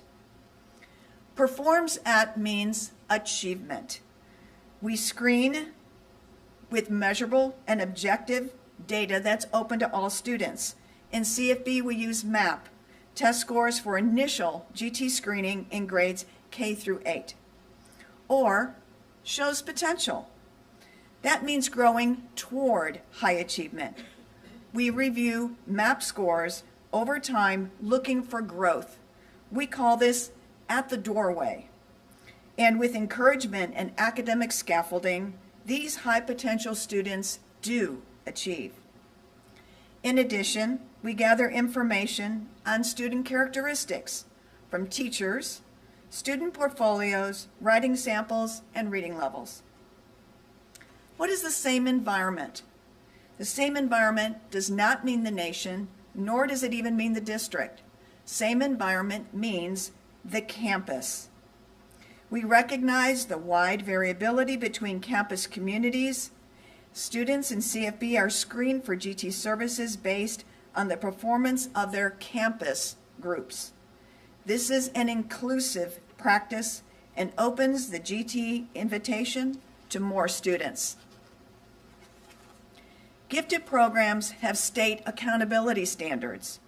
Each year, all policies, procedures, and identification practices must be reviewed by a committee composed of community members, campus staff, district staff, and teachers. Each year, CFB has done so to ensure compliance with best practices. The state plan also requires support for an independent gifted parent association. CFB's AGT Association has served as the longest and most continuous GT parent group in the state. The state plan addresses equity with this particular guideline that states, the ethnicity of your GT students should be closely reflective of district and/or campus populations. These are guidelines with not specific measures or goals to meet equity standards. The state of Texas, like every state, has GT equity challenges. In Texas, only 20% of GT programs approach the state guidelines for diversity and equity. And even those 20% only meet the diversity standards because they are housed in largely culturally homogeneous populations. The more culturally diverse a district is, the more difficult is the goal for equity. For example, El Paso School District meets their equity standards because their demographics are nearly uniform. That is very different than CFB's cultural diversity that we have. So our diversity creates challenges for all programs, including gifted. And in addition, our diversity is not equally distributed across all campuses. As a district, CFB's GT identification is 11.7% of our total population. If these students were put onto a single campus, they would fill Creekview and Rangeview High Schools. This only happens with a team of dedicated professionals. I would like to introduce to you the 4 specialists who stand behind this work. Stacy Carroll, Sarah Eaton, Marianne Condi, and Jetty Lemon. Let's look at some sample demographics. This is an example campus. This is not a real campus in CFB. It's an example campus so we can have some conversations about what equity might look like. This particular campus is highly diverse. Recall that the more diverse a campus, the more difficulty in meeting those equity guidelines. We see that the white population is 18% of the total student population with a 32% identification in gifted. This campus is doing a good job here. The 54% Hispanic population is represented with 36% in gifted. This campus needs to do better here. to bring up the percentage in GT for Hispanic students to at least 49%. Black students are represented by 7% in the GT population. Work also needs to be done here to increase representation to at least 9%. The Asian community at 12% on this campus is represented at 21% in the gifted program. They are doing a good job on this campus with identification with that ethnicity. The total GT population on this campus is 8%, which should be raised to the range recommended at or above 10%. Likely on this campus, professional development on the look-fors for GT at the teacher and leader level would be helpful in recommending more students to invite into the ACE GT program. Also, professional development on the curriculum extensions for advanced learners would be warranted in order to expose students who may then be able to reveal their academic potential. The state plan for gifted requires an internal audit of processes and policies each year. Each year that has been done. However, this year, I boldly elected to bring in an external consultant to audit the complete program. Dr. Ford is the leading national spokesperson for equity and gifted programs. She has served the needs of underserved students in GT programming for over 20 years. She agreed to review and validate with me our best practices to continue and what changes need to be made in order for CFB's ACE GT program to be accessible to all students. The external audit of our gifted program revealed so much about CFB's historical best practices that should inspire confidence in the gifted program for our parents and community. GT Equity is now part of our district and campus improvement plan. We screen every child every year in grades K through 8 using MAP achievement scores. We offer flexible and continuous windows for screening so students have the opportunity to grow and show their academic potential over time. We use and review actual student work portfolios. This is the best indicator of how students process information and how they show their thinking on paper or through classroom work activities. The adoption of campus norms in CFB 4 years ago opened doors to many underserved students. Student achievement is reviewed based on the specific campus performance. Also, beginning 4 years ago, identifying our GT students in ELA, math, or both. Content areas was an additional step toward inclusion, especially for our second language learners. Teachers are coached to use with scaffolding the advanced extensions written into our ELA and math curriculums, often and with as many students as possible, in order to discover those who have the potential to do advanced work, because sometimes until students are given the kind of work in the extensions do we know that what they are capable of doing. We also offer free online modules for all teachers and leaders to earn their 30-hour GT certification. So what about changes for 2022? There are 2. We are adding one 100% nonverbal ability test instrument option for our second language learners.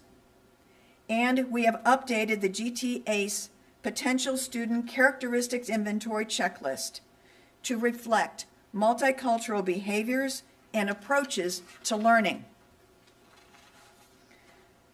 The Student Characteristics Inventory changes will allow teachers to increase their understanding that typical characteristics of gifted kids may manifest differently. Differences in observable behaviors in low-income, high-ability students.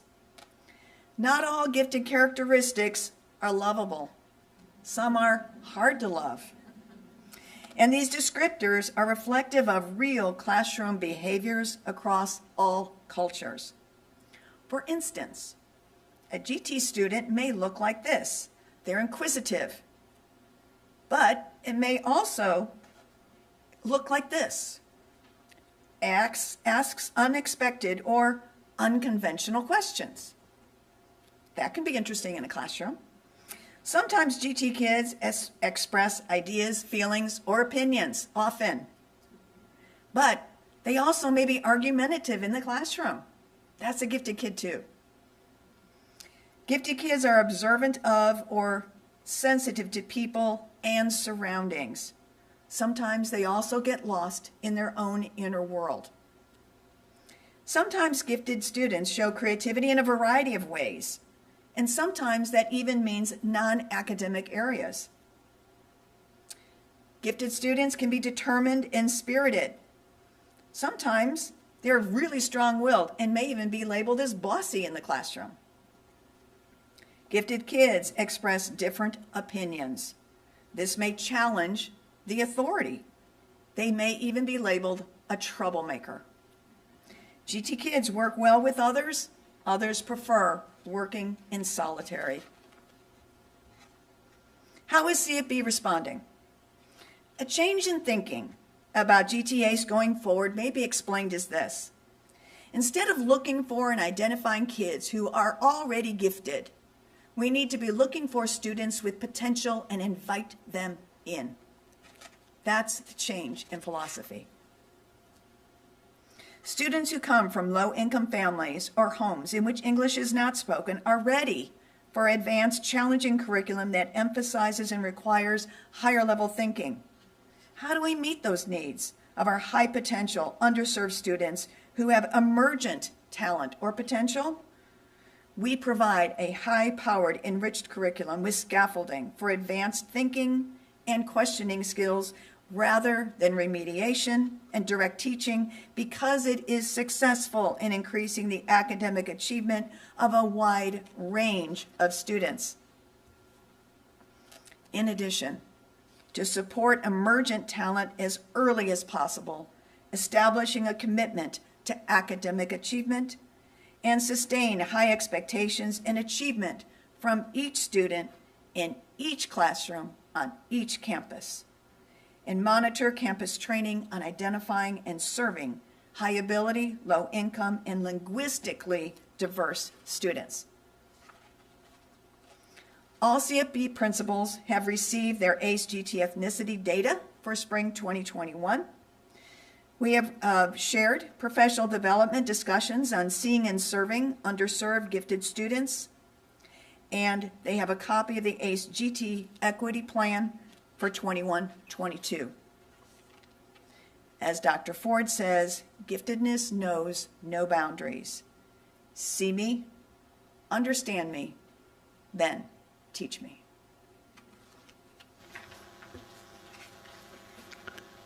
Other questions, comments from board members? Mr. Shackman. Dr. Schaefer, thank you. A lot here, and we need to continue to work on that. Let me also please thank those that work with you in our program. And on a personal level, I heard from a little bird that there might be a retirement impending for someone. As one who is retired, I recommend it highly, and thanks for your work with my kids who are in our gifted, including our LEAP programs. Thank you, and God bless. Thank you, Mr. Shackman. Ms. Derrick? Dr. Schaefer, thank you for your boldness and thank you for your service. We appreciate you. Ms. Hrbacek? Agree, thank you. I like the idea of the potential. I think I have a kid that falls into both sides of those columns, or none of them. So Maybe on some days there's more potential than others. Maybe so, but no, I like that for kids that maybe haven't yet been identified in the repetitive testing, and I mean our teachers play such a huge role in this because it's not about one. Like another test we take, it's not about one test on one day, but they see things that are happening in the classroom. So, their opinion is very valuable.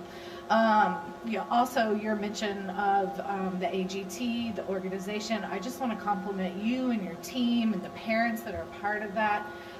They do such a good job of engaging parents and offerings and services, support to help parents understand kids. And so I appreciate knowing how hard it is to get volunteers and participation and things into a membership organization like that. I think they do a really good job. So thank you for your efforts and your service and your team. I think we still have one other question, Dr. Schaefer, if you don't mind a second. Ms. Hatfield is raising her hand. You're not going to get away quite that easily. Well, thank you so much for that presentation and the details that you provided. I just wanted to make a comment that I truly appreciate the level of detail you went into how to support the principals and the fact that you're providing them with that data, following through with a book, and then also following through with making sure that we're supporting them at the campus level so that it infiltrates the district. And I wanted to say thank you for that.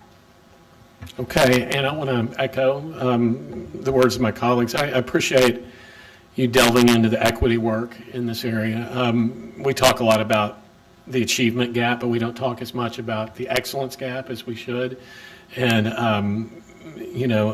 unlocking emerging talent is a big challenge, and so thank you for leading the work in this area.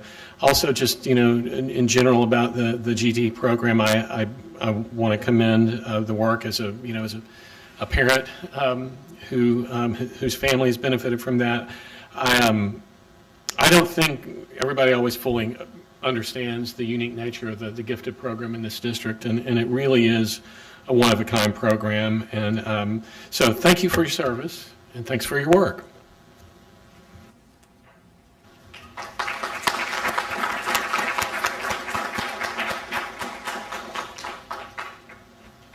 Okay, next is Dr. West with a brief special ed report.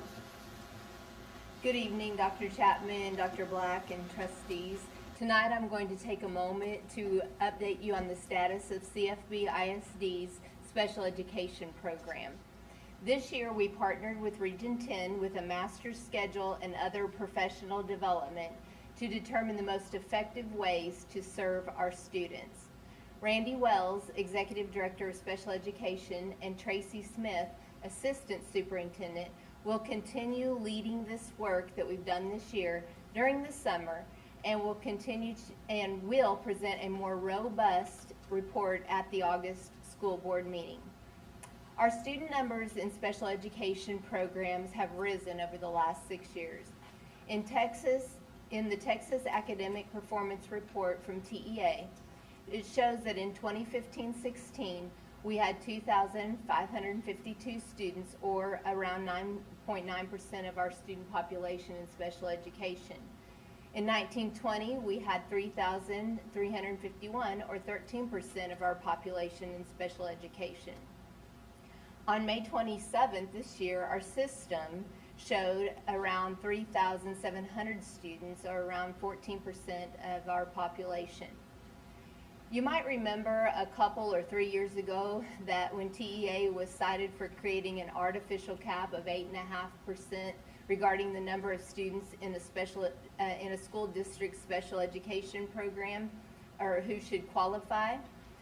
The good thing that you need to know is that CFB ISD educators and community care about all of our kids, and our numbers show that we were over that recommended cap every single year. Child find is legally required, and it's an important first step to finding children with disabilities and getting them the support and the services that they require to be successful in school. CFB ISD has done an exemplary job of that. Well, this might cause you to wonder if our staff numbers have increased. Part of the work with Region 10 this year included looking at master schedules, talking about our beliefs in education, special education, doing folder audits at a high school. We also recently started the same work at one of our elementary schools. The purpose of this work was to help us look at and possibly determine, with these rising student numbers, if we could leverage the staff that we currently had through intentional scheduling, to possibly even provide better services for our students without adding additional FTEs. Daryl Coleman and Jason Lewer from our HR office also participated alongside me and other CFB leaders in a program with Region 10 around staffing experiences, and this was facilitated by the Region 10 staff. Ultimately, our team is in the process of recommending staffing additions. As you know, and we'll see again in tonight's presentation, our special education student group is included in your House Bill 3 board goals. For third grade reading, the end of year goal was set at 22%, and our students achieved 21% for meets expectation, which is on track. In math, like you've seen in previous reports for students learning in math, our special education students performed at 17% at meets expectation, while the goal was 28%. That's slightly off track. It's always important to note that our special education students are general education students first. What that means is that our special education students get all of the benefits that our general education students also get. And in addition, they get specially designed instruction and related services. Students in special education benefit from an IEP or an individual education plan. Students are served in an LRE, which is a least restrictive environment. As we think about special education students, we have students who benefit from a wide range of supports. From one hand, possibly students are in speech because they have trouble saying their R's, all the way to students that have medical needs and require feeding tubes.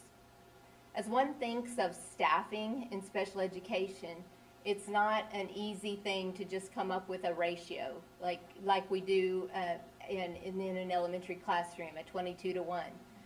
When we serve special education students, remember that they are general education students first, and for the next several years, with the ESSER funds and those extra ESSER teachers that we're going to have at campus, they are going to also benefit alongside their peers with that extra help and support from those extra teachers.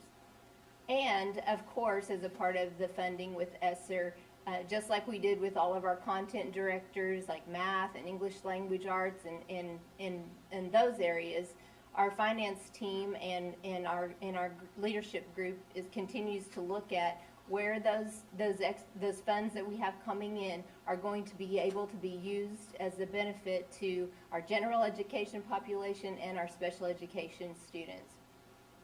All of our students, general and special education, all of our students will need extra time with our professional education, with our professional educators in the upcoming year.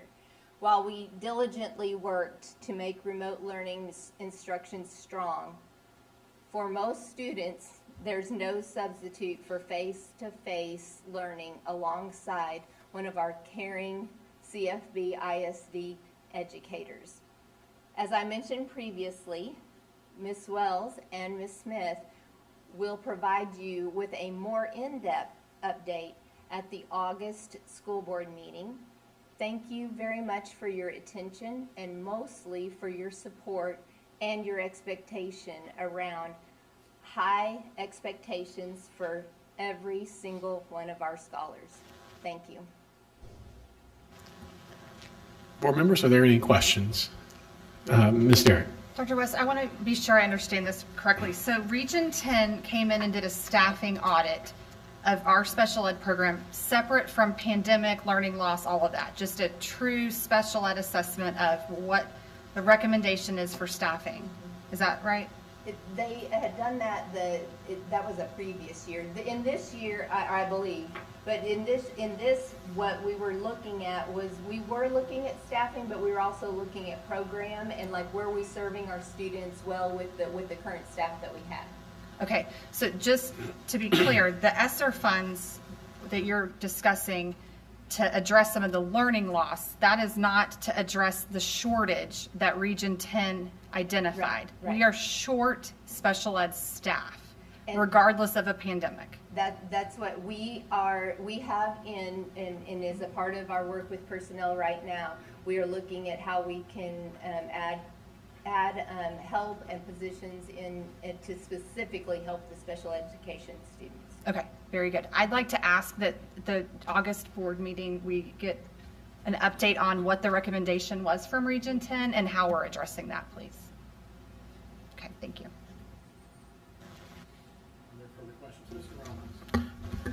Just a comment. Thank you. I appreciate that, and I look forward to the August report on that. And thank you to Ms. Wells and Ms. Smith. Ms. Hatfield. Yes, I just wanted to seek some clarification because I know in the legislation right now there's been talk about special education versus dyslexia services and 504 services and where they're going to fall. And so I'm wondering if this special education discussion is going to include 504 and dyslexia, or if that's a separate conversation. It will. We talked about that too, and we were talking about numbers. So that's definitely something that's coming up in the August information. Okay, so we can expect that that'll be a bundle in August. Okay, great. Thank you. Yes, Mr. Renteria. Hi, thank you for the report. There was one key term that you used that brought some concern to me. You mentioned that you were trying to leverage staff. Coming from from a prior life, from a corporate world, that seems that term seems to suggest that you're severely understaffed.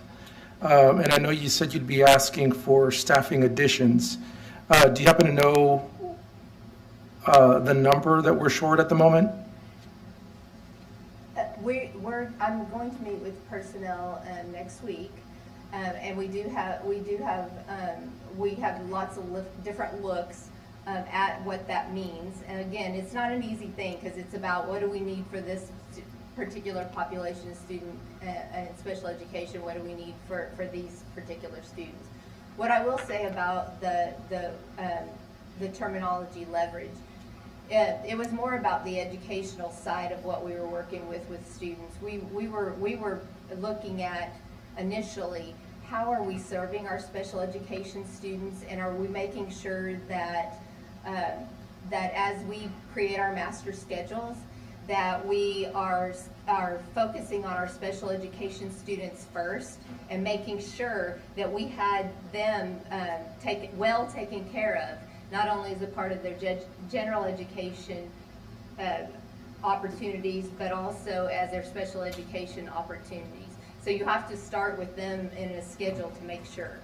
And I understand that, but my question specifically was, you said there was a report or a recommendation done, so there was no number given on the number of staff that were short? No. Okay, and you also said that there's no ratio. I would assume for something that would be covered under both federal and state law, you're telling me that there's no ratio as to how many people have to take care of, for example, someone who requires dialysis and, breathing tubes as opposed to just a regular student? When I mean no ratio, as a part of the staffing patterns in CFB ISD, there's not a ratio pattern like there is with other things about like how many teachers we need in each classroom because we have so many students as a part of the CFB and HR staffing ratios. And I understand that, but my question was, is there a legal ratio that's required? There are. I'm not sure about each specific area, but there are requirements about the kind of support that you need for your special education students. Okay, and are you saying that as far as the staffing additions, so we know that there's going to be some additions, we just don't know how many at this time? And we should know how many we're going to need by the August meeting? Oh yeah, we're going to talk. That's what we're going to get more in depth into the work of what are the staffing needs? How do we work on those staffing needs, and how are we serving our students? Absolutely.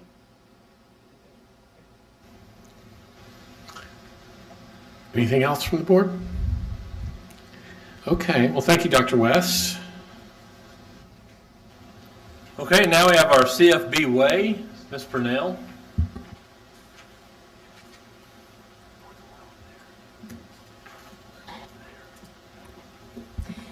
Good evening again. Tonight we're pleased to present the Together We Can Award. And this award is sponsored by Chick-fil-A at Trinity Mills, and it recognizes an employee who demonstrates excellent customer service and goes up and beyond to meet the needs of our CFB ISD community. The winner this quarter is Courtney Perkins, and Ms. Perkins is a crisis counselor in our district. And she goes out of her way to help students and families in crisis, whether they have emotional or social needs or material needs. Her supervisor says this about Courtney: she changes lives every day as she responds to students and families in crisis. She has the ability to analyze immediate needs and guide families through the steps for mental health support, even after the family is stabilized. She has made a difference in more lives than I can keep track of with her selfless acts, finding resources for families and making home visits with reassuring words, and often providing items for families with her own money. It is not unusual to find her dropping off hot meals for a family when she knows a student's parents are in the hospital or someone is out of work. Courtney does not tell others about the countless things she does for others because she is not looking for recognition.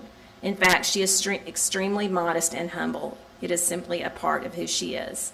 So for that tonight, Courtney, we want to honor you and present you with the Together We Can Award for excellent customer service.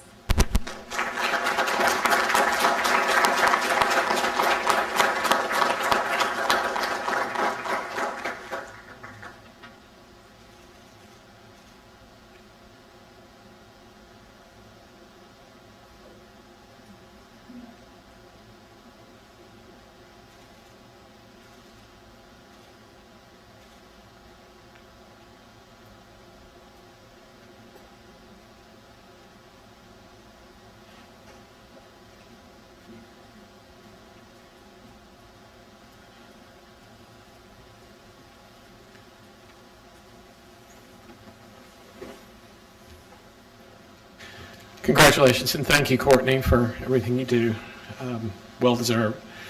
All right, our next item is 4B2, the PTA update. However, there will be no report given tonight, I understand. Yes, sir.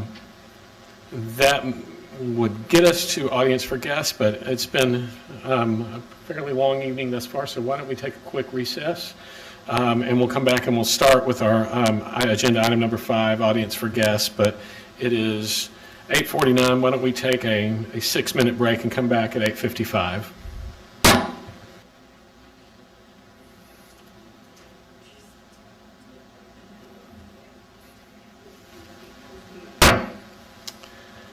This meeting of the Carrollton-Farmers Branch ISD Board of Trustees is called back to order at 9 p.m. Ms. Derrick? Dr. Black, I'd like to make a point of order. Okay. We need to take a vote on the officer election for board president. Okay. Yes, so we had one nomination on the floor, Dr. Black. We don't need a second. So all those in favor for Dr. Black being president, please raise your right hand. All those opposed? 6-0. Okay, thank you. Okay, thank you, Ms. Derrick, for that. Okay, our next item is audience for guests, agenda item 5. Ms. Castagnone, there are some in-person requests. So before we begin, I'll remind our audience members of the board's procedures for handling audience for guests. Anyone interested to speak in person during audience for guests must sign in and list the topic they want to discuss. Each speaker will be allowed to speak once during audience for guests. Each speaker will be allowed a maximum of 3 minutes to address the board, dictated by board policy BED local. Because the board wants to hear from as many of you as possible while keeping the meeting running efficiently, Groups of more than 5 people who want to present a particular viewpoint on a topic should appoint one person to speak on behalf of their group. Again, that speaker's presentation will be limited to 3 minutes. The timer will be shown on the screen in front of you and will sound when your 3 minutes are up. If you speak during audience for guests, either individually or on behalf of a group, please remember that the board cannot deliberate on any subject that is not included on the agenda for this meeting. Last, we ask that you not discuss students who are not your own child. When you arrive at the microphone to speak, the timer will begin. So our first speaker tonight is Dr. Kwesi Kamau.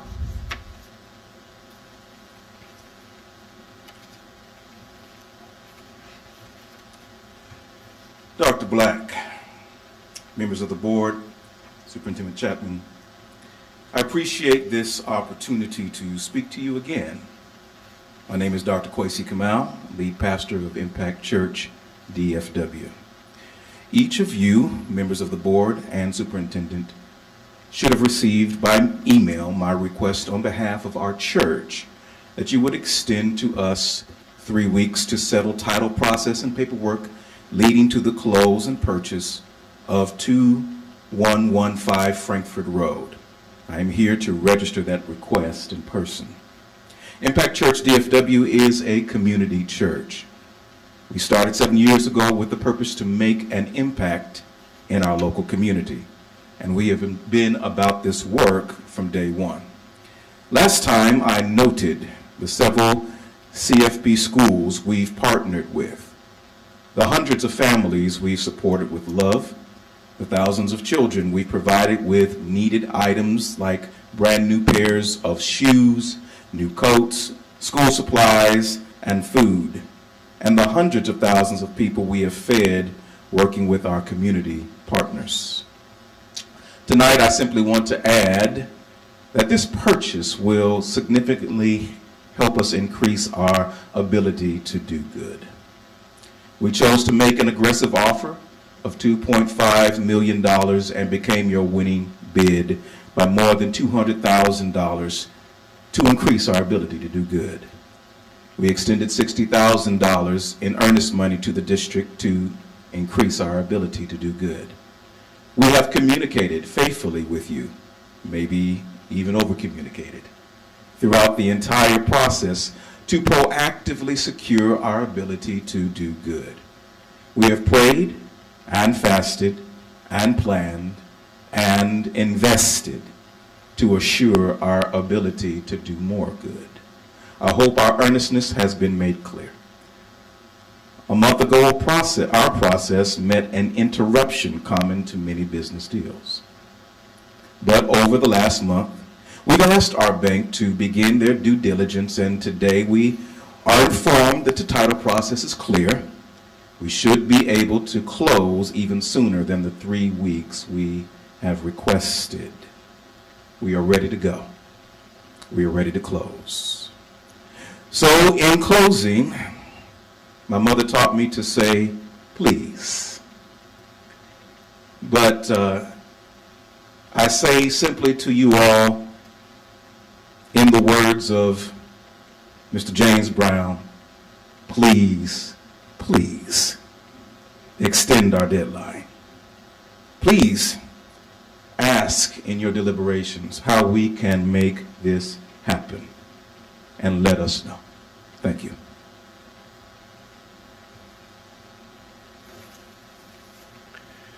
Thank you. Our second speaker tonight is Dylan Drummond.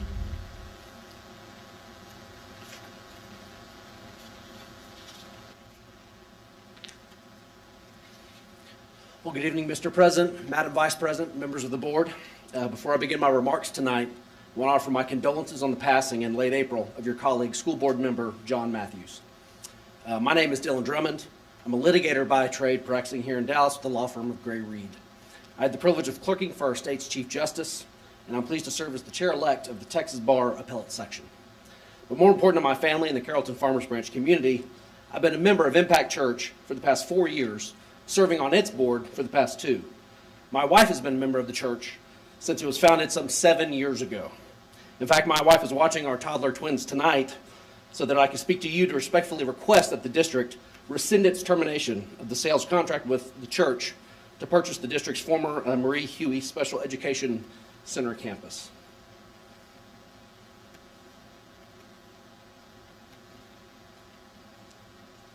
Impact Church ministers to and serves a predominantly African American congregation. As a result, our members' children make up a portion of the some 17% of African American students who attend district schools. Our lead pastor, as well as Impact Church's board president and general counsel, addressed this board last month and highlighted how the church has worked for many years with several district campuses to provide food, clothing, and mentorship to district families. They also confirmed that the church has no intention of establishing, nor will it operate at any point in the future, a parochial school at the Huey campus. As this board is aware, the church submitted not only the highest bid, which was approximately $400,000 above the district's asking price, it also exceeded all other proffered bids by more than $200,000. As this board is also aware, the same day the district terminated the sales contract, the church presented the district with a letter of credit from the COO of the church lender, which guaranteed the lender's commitment to fund the church's $2.5 million purchase of the Huey campus. To allow for the additional three weeks the lender originally requested in order to close, the church offered to pay the district an additional $40,000 on top of the $60,000 the church has already remitted as earnest money. The church proceeds the district has informed the church it will now keep as liquidated damages. During the past month since this board's last meeting, as a further sign of the church's continued good faith in this matter, we've worked with the district's title company and our lender to clear the last remaining due diligence hurdles so that we can proceed directly to closing on the Huey campus. Tonight, the church remains willing to remit an additional $40,000 to the district as recompense for the delay, a total of $100,000 from church coffers. Therefore, on behalf of my church, my community, and my family, I implore the board to rescind its termination of the sales contract and permit the church to pay the district an additional $40,000 in order to close on the Huey campus so that the church can continue its existing partnership with the district to better serve the needs of district families. Thank you for your time and consideration. Thank you. Our next speaker is Lori Hobbs.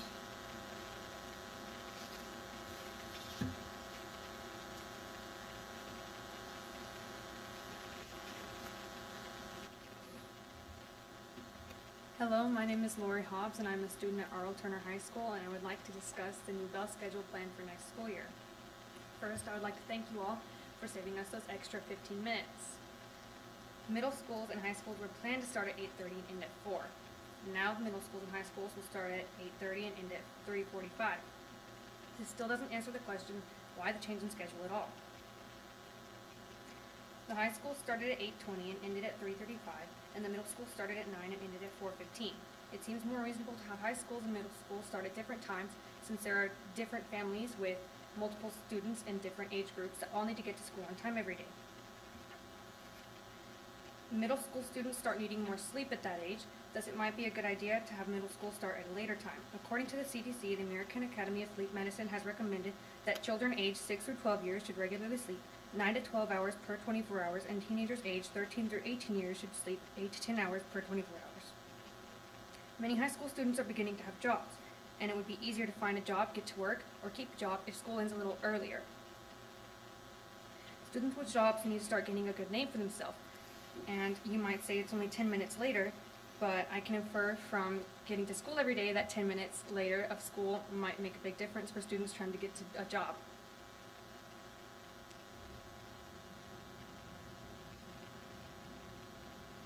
Oh, it was brought to my attention by another student at Arnold Turner High School that some students need to provide for their family, and that's where they work. Neither the original email nor the one most recent sent to Parent Square mentioned why the bell schedule has been changed, and until tonight, I had never heard anything about why it had been changed to begin with. Students, teachers, and parents should be informed about decisions such as these before they are made. Please consider the following questions, and I'm looking forward to hearing your answers. What does it mean on the calendar when the bad weather day says, bad weather day, if not needed, will be a work/school day? Does this mean that they're not sure on bad weather days yet, or that we'll have school on these days regardless of bad weather? Why do we need a change in bell schedule at all? What was wrong with the old one? And who was consulted about these decisions, if anyone? The calendar from the past year listed a total of 174 student instructional days. The calendar for next year listed 180. Then extra Then 3 extra student holidays are being considered. This would mean 3 more school days next year than this year. So again, on behalf of the 209 people who signed this petition against 15 extra minutes, thank you all who helped get rid of those extra 15 minutes. And thank you for your time. Thank you, Ms. Hobbs. Our next speaker is Rena Hobbs.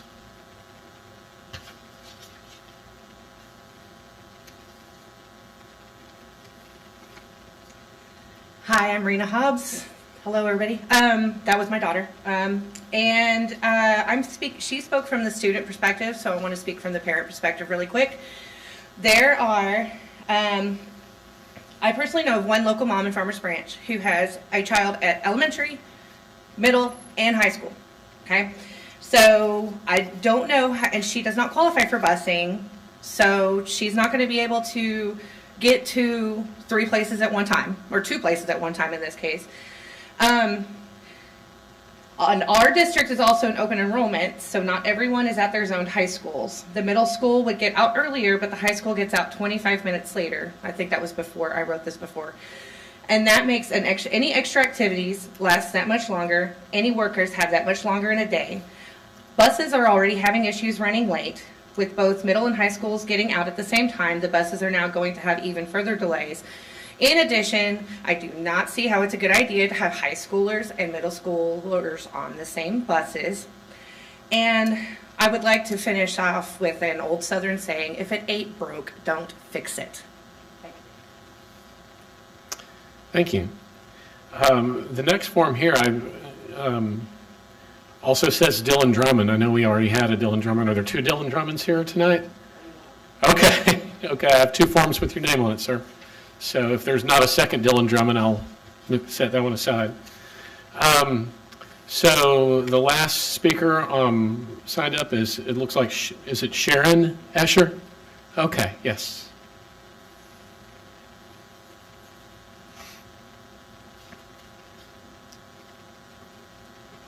Good evening, and thank you for the second time given to speak here in front of you. So my name is Sharon Escher, and I'm the former AGT president from this independent association for parents and gifted students, Farmers Branch. I want to thank the school board of trustees, Dr. Chapman, Dr. Black, the CFB administration and staff for your strong leadership, commitment, and passionate guidance during the past school year. And I'm not only speaking on behalf of my team, but of many district parents when acknowledging our gratitude and dedicated aid and help given. I personally thank you for keeping the schools open under smart measures and education as far as safe and possible continuing, simply for giving students and their families the health support needed and including the freedom of choice and learning options that work best for them during COVID. CFB AGT is a parent organization active for over 40 years in CFB. We have established to this day a strong membership body of over 500 plus in our district. We support and advocate for the unique needs of the students identified as gifted, which is a diverse group that comes from all socioeconomic, ethnic, and religious backgrounds. CFB's diverse student community and its population of over 11% identified gifted will thrive within an ever-evolving environment where adequate resources and new learning models help every student to grow and improve their educational experiences once met with the right level of support and attention. We are looking forward to further connecting with CFB teachers and administrative leaders to bringing forward innovative learning opportunities collectively. Please let me introduce briefly AGT's new leadership team for 2021-22. We have Anita Perez-Down, our president, so you will deal with her in the future, and Kim Lee, MD, our vice president, who was unfortunately not able to join us today. Both are long CFB parents and are looking forward to working jointly with district staff and educators next year. AGT wants to appreciate all measures that have been taken to maintain and improve gifted education in the district, and we are committed to helping with our continuous support for all advanced learners and their fellow students. Now, a huge shout out to Dr. Kathy Schaefer, the Executive Director of Advanced Academic Services, who will retire this year.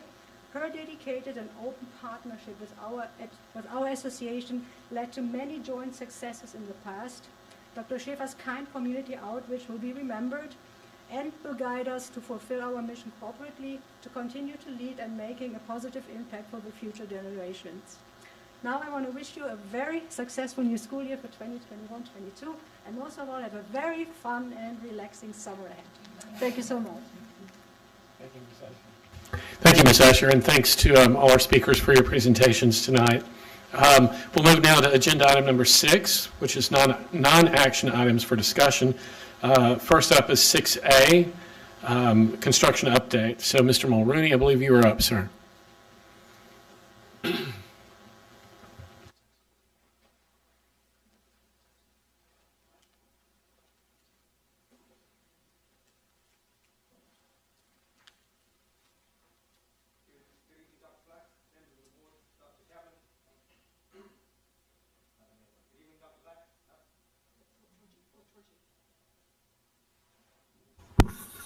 There it goes. Very seldomly have to be louder. So, good evening, Dr. Black, members of the board, Dr. Chapman. Thank you for the opportunity to present a construction update. It is a big slide deck, and I will go as briefly as I can. We have a lot of construction, and that means a lot of folks carrying a lot of weight, not just myself. I just carry the message this evening from a team of construction managers, construction partners, architects, but also through to our custodians, our teachers, our principals. Everyone has made the summer possible. It is a monumental challenge, and I'm so proud of everybody pulling together. Quick start with the artificial turf. We got our permits and got our orders just in time for the rain to start. So it has been a bit of a rush to the wet spot there. But we are underway. Hellas has moved onto the 2 baseball fields, starting at Turner and at the Kelly Field for Smith. They got in and they're going to start at those baseball fields first. We will then move towards the softball fields and aim to be completed by December, so we'll be ready for the next season. Like I said, the rain is not quite like anything we've seen this far, but Hellas is a talented group of folks, and they've committed and they've delivered to us so far on our other fields, no matter what. So I trust that they'll continue to work with us. Starting with a quick bond overview. You guys have a handout on your desk with a little more detail than this. This is the report that also goes to our bond oversight committee. It just gives us a quick overview of our bond. What you have there is with the blue lines, that's that high-low number we spoke about. We want to spend enough money at this campus to meet those goals and promises made in the 2018 bond, but of course we have an upper limit. We don't want to spend more than that. We get into trouble. So that's that light blue and dark blue line. The green is our contracted numbers, and then the red is money out the door. So this does track checks out the door, so it's a little bit slower, because if you imagine construction happens, 30 days later it gets billed, we then pay our bills. So that is a little bit behind when you'll see some of the construction completions as we get into those 95% like at McQuarter, but that is accurate dollars out the door. So what you will notice is that we're over $200 million under contract right now, which is massive. A lot of green on that page. And we're going to be moving that fast through the summer, through the school year, and be having a lot of items coming completion August of 2022, in which case we'll need to be talking about our tree and our processes and what do bond projects look like, but that's another item. Diving into active construction, not to be the old hat, but these folks have been under construction for over a year now. Vivian Field, Turner, and Sheffield. Over at Vivian Field, they are well in their way of 57% complete, starting to take advantage, starting to see those new construction areas take shape, and see that new front entry also with that new canopy there. That'll have that branding on it, so you'll have that street presence. Folks will know where the front door is, and really celebrate Vivian Field. Over in the gym, Chad's group was great. They really worked with us going into the end of the year, giving us a jump start on some of these items. They were able to change their schedules and say, hey, we don't need the space. Why don't you get started? Which was so grateful because we've got a busy summer ahead of us. So we got in, actually had to rip out a bunch of flooring as well. We only planned on finishing it, but challenges present themselves. So we fixed those along the way as we go. Just a fun look at the roof here, where we pop those skylights up. What does it look like from that other side? So yep, that's what we do. We pull the roof back, cut the deck, open it up, pop that area up. That will be those skylights that you see in those great quad pod areas in between those classrooms. The way that the school was designed and working with the existing structure, we really want to introduce that natural light back into the campus. So they are well on their way. Not as much progress on the field, unfortunately, that outside stuff getting delayed, but they are well on their way to be back in the building for August. Now, we do have an opportunity to do a little bit more work there, so you're going to see presence, construction guys on site going into the fall. That's all part of the plan. We carried a lot of contingency money when we went all the way down to dirt with all that structural work that we had to do, cutting this 50-year-old roof open. Well, we didn't need as much as we had budgeted for. It was really fortunate. Jackson was really on top of it. So we're going to do some more work. So we're going to stay around. We're going to clean up some more things. We're going to do some more work at Vivian Field going into the fall. Everyone will be back in the building, though. Classes will be open. Quad pods will be occupied. But we will be around, so we'll be neighbors again. Over at R. Alterna, making great progress there, about 55% complete. Still pushing that August 21st. Again, just to recap, the light blue there, the biomed area, we completed that up at the front entry. Then we moved into those courtyards and cosmetology, and now we're working on that CTE area, as well as the METSA JRTC building. Just a little quick celebration for the great work that Adam's team's doing over there, getting those kids out. We deliberately moved the special ed portion of the building close to that courtyard so that they could interact with that courtyard and have that great secure outdoor space. We also put 2 ADA ramps in that covered boardwalk, so they could enjoy that no matter what the weather was, and the campus is coming alive and taking advantage of that, which was just so wonderful to see. Over on the other side of the building, this is kind of close to the baseball fields there. Will be that new pedestrian mall, that CTE center, and they're tearing it up. We're cutting open the concrete, putting new electrical service to this auxiliary building, as well as cleaning up all this concrete. As we step down into the courtyard space, you can see we're cutting all that open. There will be patches of different colored concrete, some inlaid R. Alterna branding there, as well as an artificial turf section. And if you remember that rendering, some canopies. That will create that real-life experience for that pedestrian mall. So right off of there, you have your access to cosmetology that has their receptionist desk, everything. So as you come in, it has that real-life experience, as well as the flex space to celebrate new programs. Auto shop comes off of that, floral, art, welding, and vet med. So when we introduce our community there, it'll really give those kids that real-life experience that we aim for with those programs. Drummond and Sheffield. Dallas was fantastic. They gave us permits just in time for spring rains. So we got our permits and got running as fast as we can, and it's been wet. And unfortunately, these are the hardest hit times because everybody stands in line waiting for the foundation. So we are starting to look at our contingency plans. I've been kind of updating us as we went along, 12 months in permitting. Again, we did everything we possibly could. Now, we did all our materials, which was great. When we had what we had hoped to do is hand the building over in June so that the staff would be able to occupy when construction was finished. We're going to look more at a phased option where we're still going to be ready for August of 2022, but we're going to be closing out as the teachers come back, because we know folks start to occupy early July. Principals are back, registration happens, all those types of things. So we'll be doing that at the same site. Not a big impact at this time, as long as it dries out sometime soon.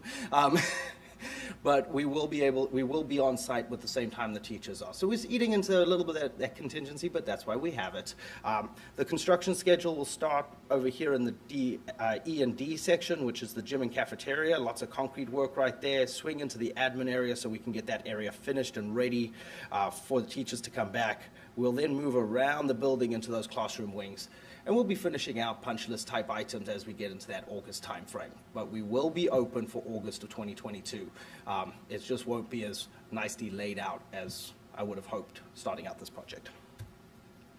Site pictures before it started raining, when we were still doing some work. And of course, Lillian made that rendering for us, and I thought that was very funny. Active projects that are kicking off. Over at Smith, they're underway.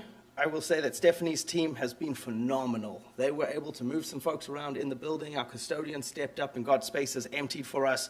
Here you have our phasing plan. So the roof phasing plan, all the items in green we're going to be hitting first, and we'll be moving through the pink and purple. In the interior, we'll be starting here in the yellow. The pink and purple will be ongoing, and then next summer we're going to hit that library space. So we're going to start out in the core there, move over to the construction area, and then next summer hit the library space.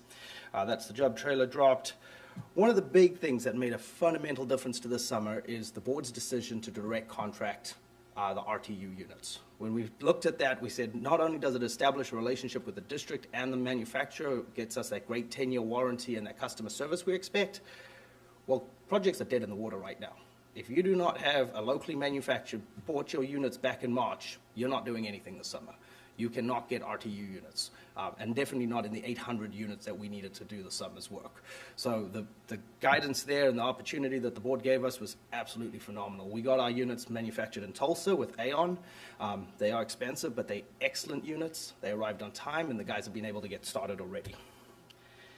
That's our custodians helping move. They have moved a lot. If you think of all the summer school that's going on, all the campuses that have to be rearranged, all that stuff, they have just stepped up like nobody's business. Every challenge we presented, they've come to the table. And what that means, week after, 2 days after school let out, that was Smith. Because we had those areas cleaned that North Star, was able to get in there, start doing some early prep.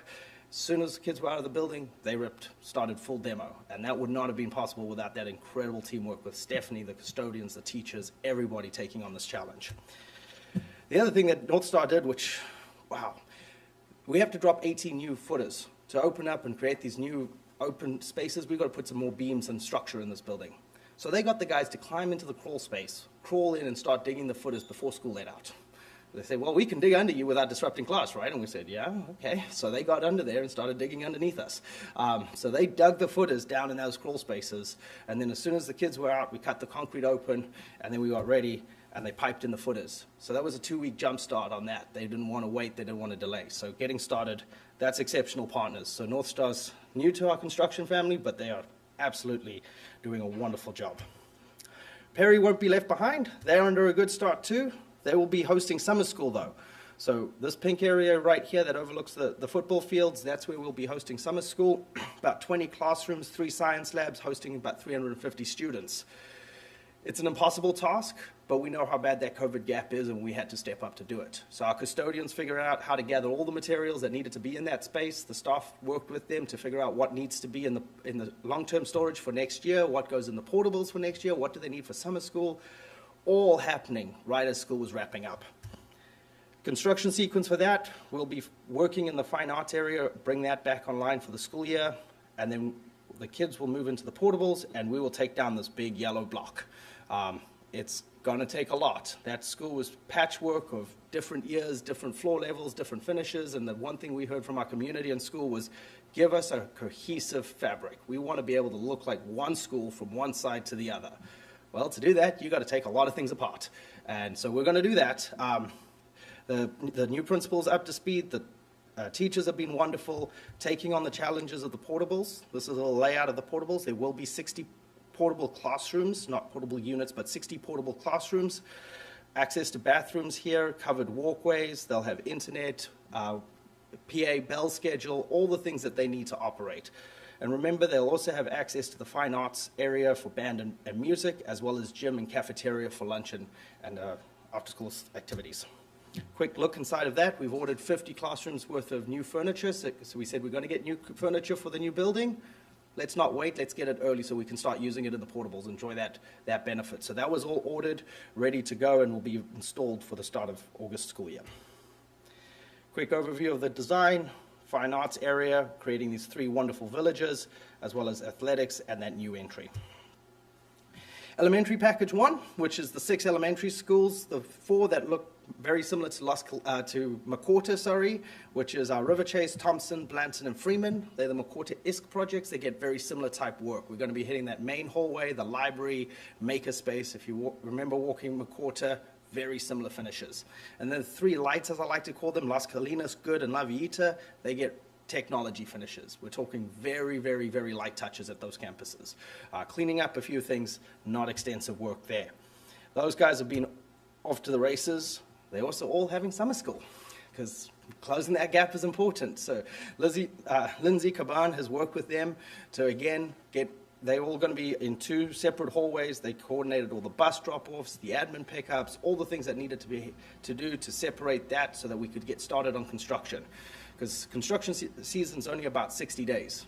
And if you factor in summer school, that's only 30 days of unoccupied campus. So we have to work together there. So that means getting with the custodians and the teachers and figuring out what needs to be in those classrooms for summer school and what needs to be moved out. And that's ×4 at every one of the McWhorter campuses. That's that area for summer school. And that means that they were ready to roll. So the moment kids let out, Jackson pulled and started demoing. So that's the cafeteria is going to get those new floors. We're going to get those finishes around the stage, as well as that library space. They've all got this great 3-band color scheme that McCorder started out with. We'll be cleaning that up as we go along. Again, that main hallway as well as those STEM rooms. A quick shout out to our librarians. Our librarians were phenomenal. They got everything packed up about 2 to 3 weeks before the end of school, figured out what they needed to finish the school year out so that we could start getting all those materials boxed up. We're also talking to our furniture vendors. They're going to assemble all our furniture in the hallways. So as soon as the finishes in those libraries are ready, we'll roll those bookcases and all those finishes back in. So we're crashing the schedule and trying to make it happen for August. Marquees are also underway. We had that design where we wanted to emphasize the school brand, the school logo, as well as the information board. We went through and we evaluated all the schools, and we met with the principals and we reviewed the locations, and out of the 15, only 3 posed challenges. Las Colinas is a challenge because this marquee was where it was located for the original school before they built the new school. So that's something we need to clean up. We kind of ummed and ahed, and does it make sense? It makes sense. We need to clean that up. Las Colinas is a challenge because it didn't have a marquee. So we'll be putting a marquee by the front entry loop by that school. And then Sheffield, we wanted to take lessons learned. We kind of left it where it was, but then looking at what Las Colinas was, we're building a new building. It needs to go in the right place. So we're going to file and do the paperwork to get that one moved as well. So that would close out the 15 marquees. Ranchview, Creekview, kicking off. We've got a construction schedule there. Remember, these were done in 2 kind of chunks. The first chunk is going to be all the nuts and bolts, mechanical systems, roof systems, electrical systems, all that type of stuff. Now we're working through once we've paid for that, what can we do with finishes, CTE finish out, library finishes, things like that. So this is the roofing plan. We'll stow the green chunk over there, and then, this is the rooftop units. The Creekview is on an old 2-pipe system. That means it's got a central chiller and boiler. Its electrical use is double any of our other high schools. We had to deal with that. But there's no simple fix. Nobody knows. There was a lot of these 2-pipe chiller systems installed 20 years ago, and nobody's really sure how to challenge it. Our engineers have worked on an innovative design to do rooftop units and VRF. It's a variable flow refrigerant, very efficient and very customizable to different spaces. I think it's going to be the future, and I think this is well worth the investment. But that also means putting in a lot more equipment and taking out a lot of equipment. You can see here that means dropping all the old ductwork out, taking out all the ceilings in that 3rd floor, building an alternative staircase so we can haul that equipment and people up onto the roof, cut all those holes. It's a big job. Jackson's up to the challenge, but it's going to be a long haul. We will also be disrupting classes. We worked with the campus to move some classes around through the fall, so we'll be under full construction going into next year. We'll also be completing the JRTC suite, which will be downstairs. This is on the 1st floor. Quick orientation. Here's the front entry and the cafeteria. Right down between cafeteria and the athletics section. We'll be renovating those spaces there to accommodate the new JRTC center. That space has been reviewed by the Navy, by the instructors. They're very excited about this space. I think it'll be absolutely first class. Another shout out to our incredible custodians. Everything I've described, our custodians have been right there by our side, helping us move, helping us navigate this. Ranchview has got a 1-for-1 rooftop units, so you can see all the rooftop units up here that need to be replaced. Those will be rolling out. We'll be working through the summer to get the majority of it, and then working into next year to complete that project. The interior work will happen late spring, early summer for next year. We're not done, sorry. That's what's under construction, but we've got to keep an eye on the horizon because we've got a lot of work to do.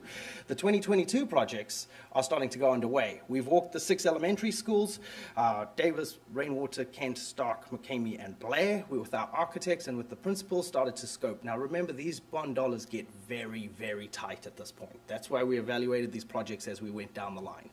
The stuff that we've done this far was the easy. We kind of knew what we were doing. These ones are getting more and more difficult. So we've got to start that design now. One of the items that we have on our agenda for this evening is to approve our CMR so we can get that contractor. Because when you've only got just over $2 million on a campus, you need a really good estimating to help us understand what we can design with and what we can go with. So that will be the item this evening for the elementary school CMR. Our recommendation on that was to help our architect partners work on this design so that we can bid it and be in construction for next year. Second to that is the four middle schools, 2 down, 4 to go. Again, again, the dollars get short. So we brought forward the CMR recommendation for this project as well, so that contractor can start helping us opening walls, checking electrical services, checking structural, doing all the things that we can do so that if we do budget rooftop replacements, interior renovations, we know exactly what we're getting into. We got to start doing that work now so that we can hit, here's the schedule, so that we can hit that early spring bid. We don't want to get caught in the rush of going too close. May is too late to be bidding projects. We want to have that stuff bid out early. That means getting that construction partner on as early as possible as well. Finally, not to be outdone, is the stadium project is also before you this evening for a recommendation for CMR. The stadium project follows a slightly different schedule. We've been working with some different partners saying, what can we do? When can we take it down? What kind of construction methods do we do? We'd like to continue those conversations with the contractor who's going to be on this job. So if we prove that this evening, then we'll start talking about the benefits of pour-in-place concrete versus off-site precast concrete. What does that mean to schedule? What does that mean to quality? All those kinds of conversations can happen. So that's also going to be under construction. The construction schedule here says May, but we also know that really we've got to fit it in with athletic schedules. So we're going to hold a traditional summer schedule on paper, but we really need, once we got our construction partner on board, we'll start to make those adjustments for what will happen. And that is a big summer. Okay, questions for Mr. Mulrooney?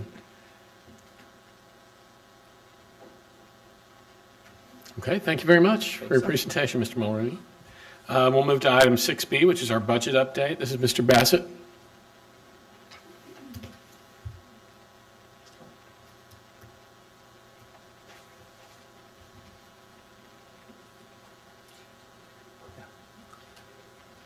So the handout is in your green, it's in the green folder. So those are the slides I'm going to go through. But what a pleasure it is to start at 9:38 following Malcolm. So anyways, tough act to follow. Let me see here. Where am I?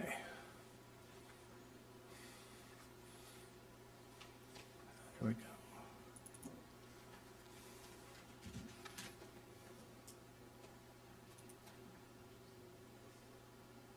All righty. Okay, lot to cover. I'll just get into it instead of talking about the agenda for you. So anyway, we learned a lot about the legislative session over the past few days.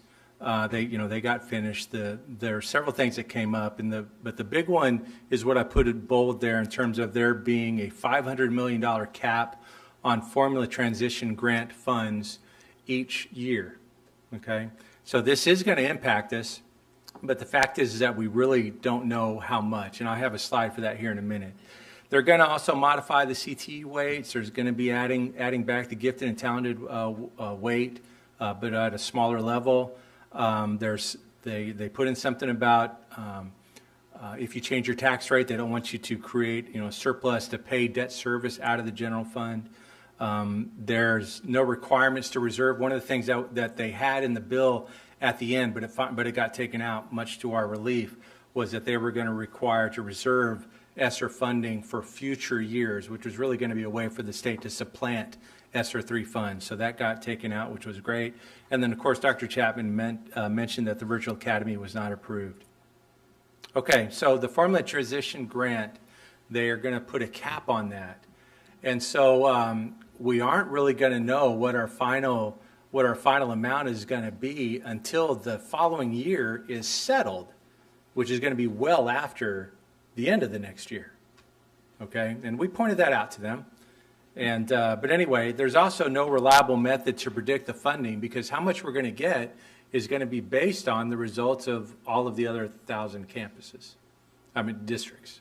Okay, and there were over 200 that were in the Formula Transition Grant this past year.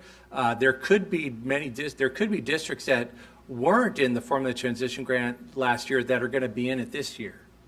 Okay, so anyway, that's just based on how things work. Whenever they were voting on this and the cap was put in place, they were looking at runs done by the Legislative Budget Board that actually showed us having zero loss.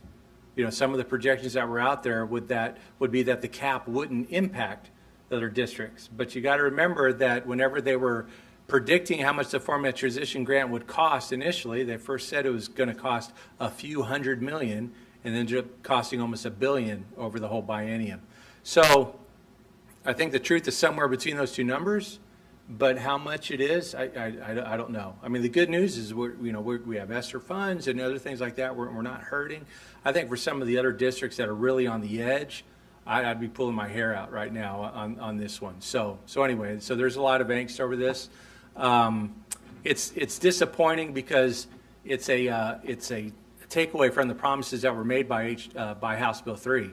That a lot of districts, that were counting on these funds, and then also there were mandatory raises for teachers based on the House Bill 3 funds. And so some districts are going to be impacted by this more than others.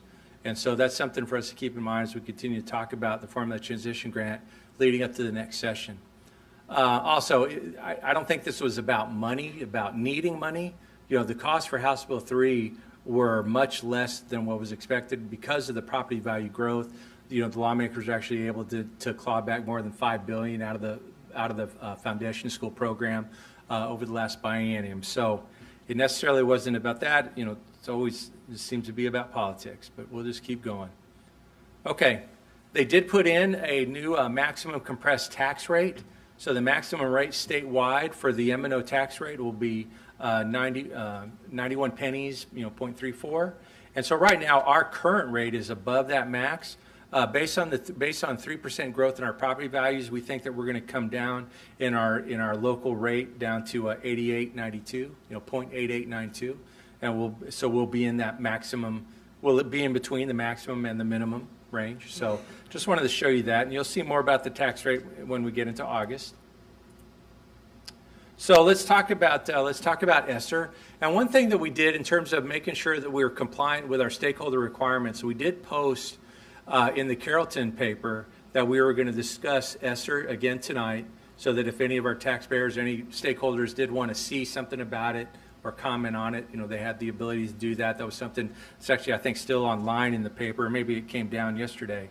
And so anyway, that's why I'm going back into it. But there is some news to report that I'll get to here in a second. So you've seen a lot of these slides already. The news is that we got some preliminary information on ESSER 2 today, and I mean very preliminary, okay? And I'll explain how I think it's going to work, and somebody from TASBO confirmed that I think I'm on the right track for it, but we're still not really sure how to get our hands around the number, because there's a lot of variables. But there's a slide later on that'll help me explain. So the total allocation is $17 million. But there's going to be a significant amount of that that's going to be supplanted by the state. And I think I've figured out how they're going to do that. I'll get to that later. Okay.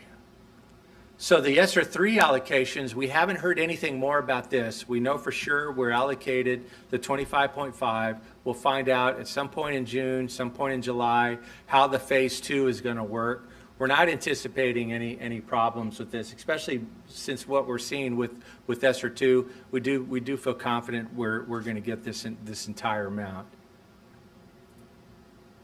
So just to remind you what we're doing at the elementary level, based on the percentage of economically disadvantaged students, bonus teachers are going to be allocated to the schools. The more free and reduced students they have, the more bonus teachers are going to get. Those bonus teachers are going to work with students only, no duty periods or other tasks. And so anyway, and there's a part of our plan is also for the materials that have been added. That's one of the agenda items for today, and we'll get to that in a minute. So this is what those FTEs look like when you spread it out over all of the campuses. So we're talking about 92 elementary teachers, and we've already been in the process of working to hire them. On the secondary side, 4 each for each middle school campus to focus on 6th and 8th grade STAR transitions. And then end of course, 1 to 3 for each high school or center to focus on math, algebra, basically English 1 and English 2, 39 FTEs, and there'll also be bonus teachers. And that's how you can see how those are spread out. Okay? So we talked about summer school earlier. you know, the base historical spending is 900,000, and so we're going to continue to keep that in the general fund.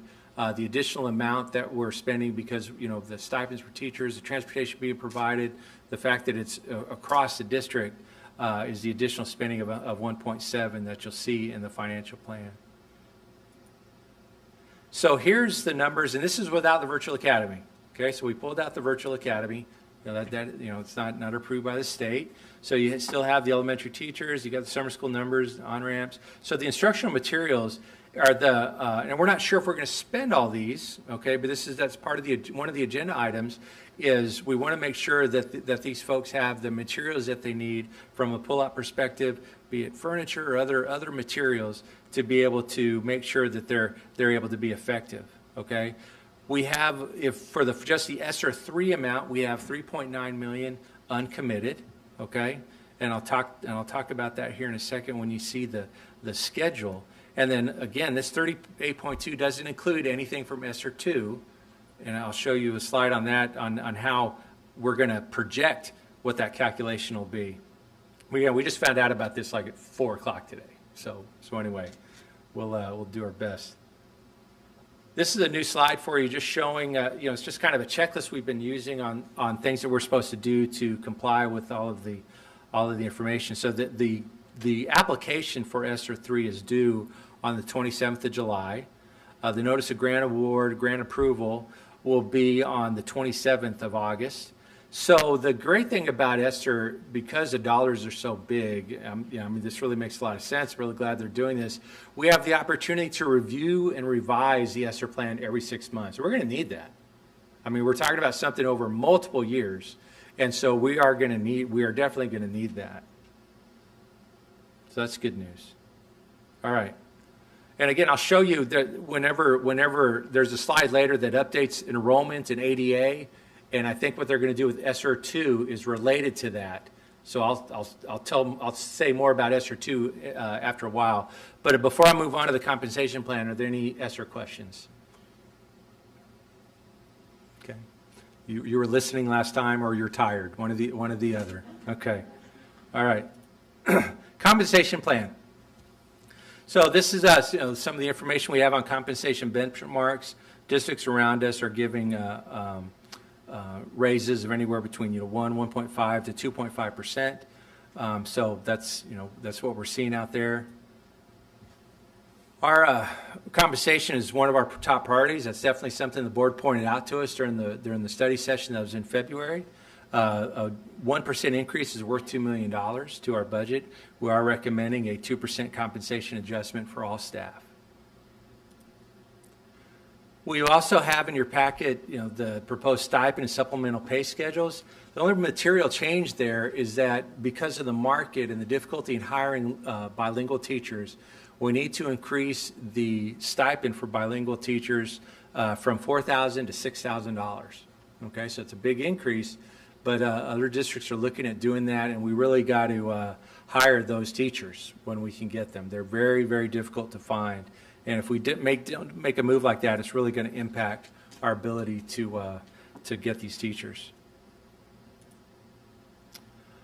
We have the very popular one-time years of service supplemental payment, okay? And so this, every 5 years when somebody has, if they get more longevity with the district based on their years of employment, they're able to get additional amounts. And I do believe, definitely for the employees that have been around for a while, once they start seeing these numbers, I do believe this is helping with some of that long-term retention. And we also have this isn't nearly as big, but it's very important to the bus drivers and monitors, and we definitely need these folks to be there. The attendance incentive, so this is something we had last year, and we'll also be proposing it for this year. This is one of your agenda items. If you want to, on the next slide here is what we show the dollar amounts for all of those together.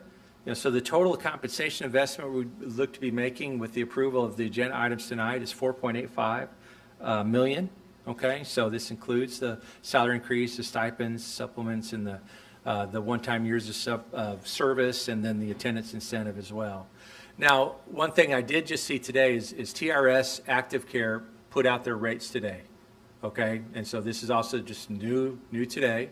And so they are expecting a premium increase. It's not as big as we expected, but I do think that we are going to be, based on that, we are going to be bringing an agenda item in August with a suggestion on to increase what the district is putting towards TRS active care for our employees. Okay, so we'll have some information on that in August. So the overall investment that we're going to be making in our employees for compensation will be well above $5 million after we make that recommendation. But we'll have some of that information for you at the next meeting. Okay, all right. So you've seen this slide before. Now this is all the way through the end of the year, and so this is comparing in the top section. It's comparing our student counts.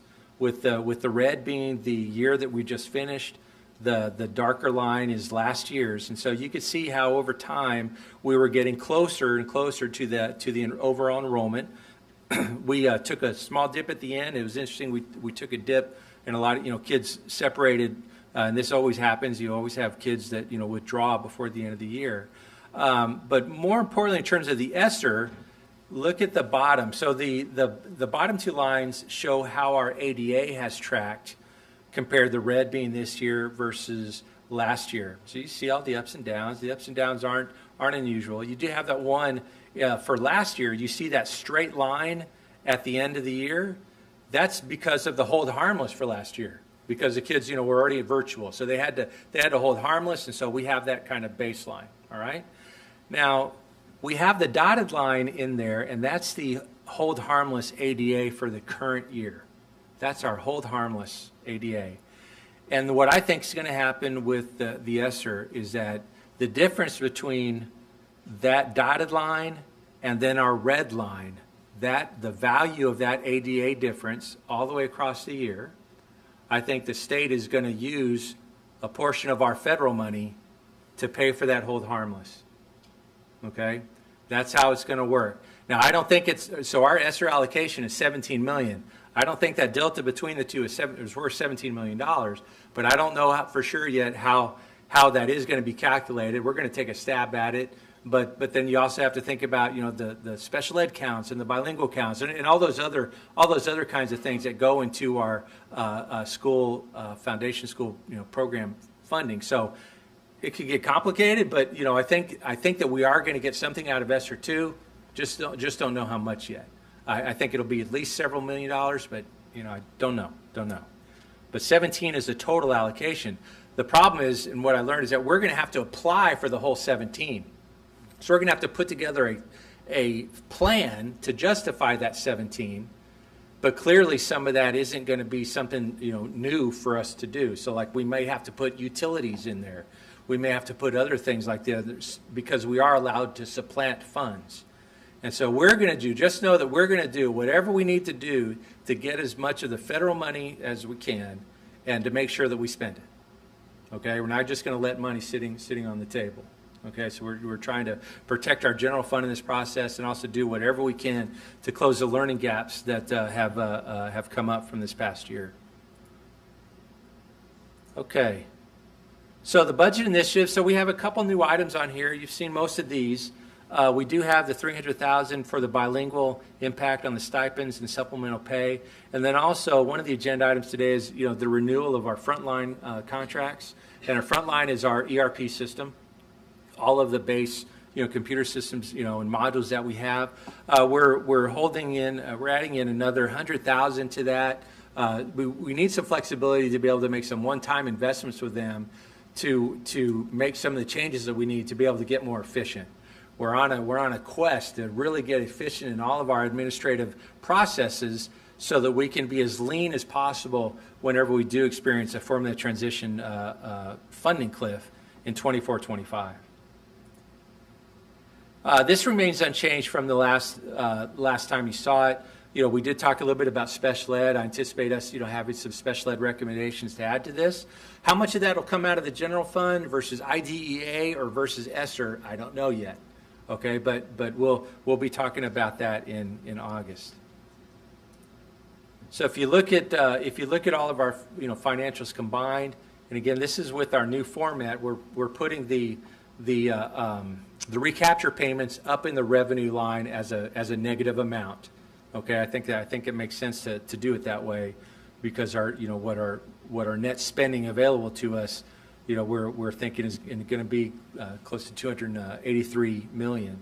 And so you can see how it's laid out there with the payroll expenses, other expenses, and then we're also still planning to transfer out funds to the technology fund, as opposed to building up our own local fund balance. Okay, we're going to plan on keeping the local fund balance up to about 4 months of expenditures.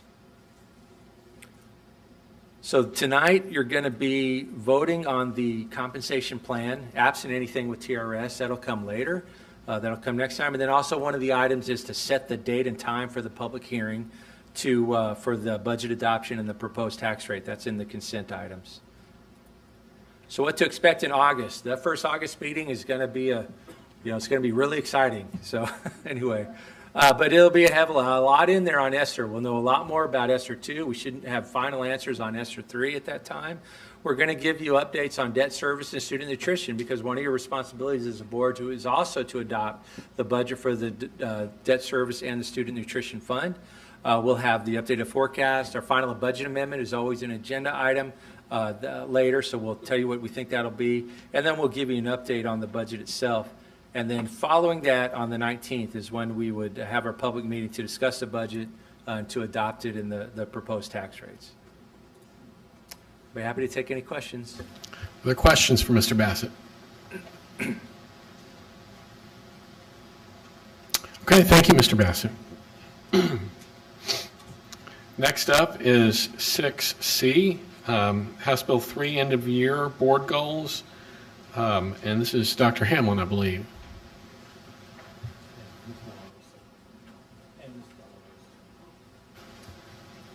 And Ms. De La Rosa, I'm sorry.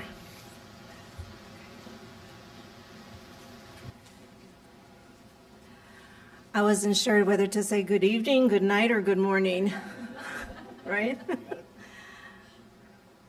But the presentation is your pink packet?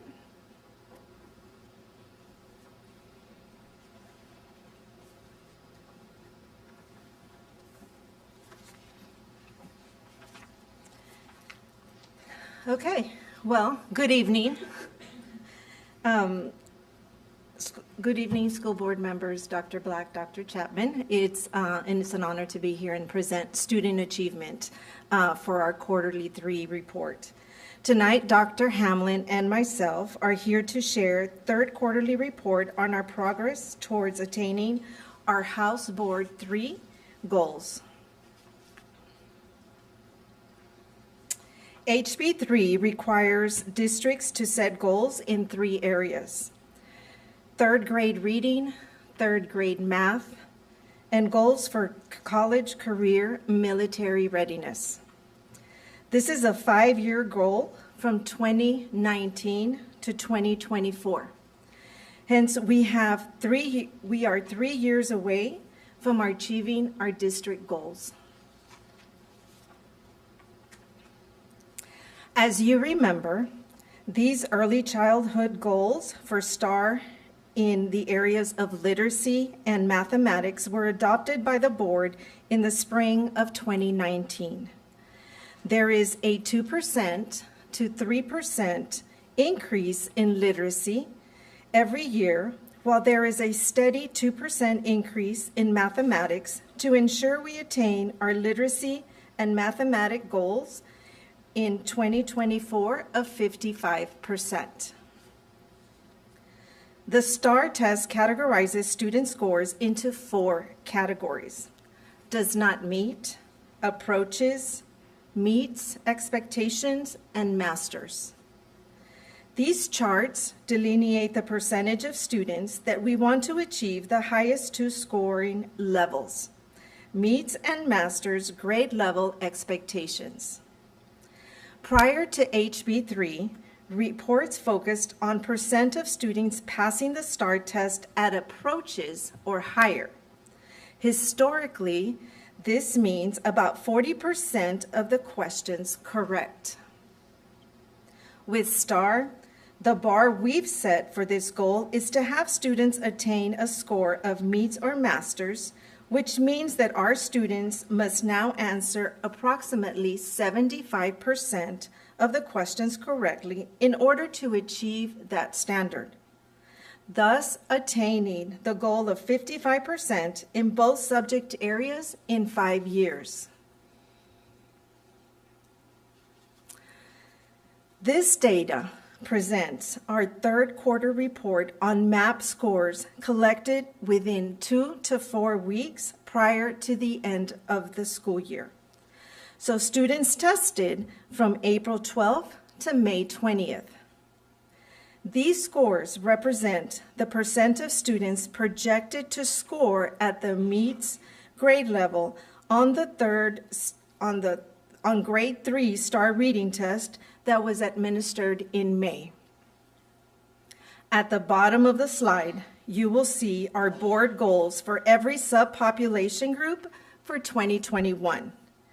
You will see our quarter 3 goal, then our actual scores for each subpopulation are noted below each end of year goal.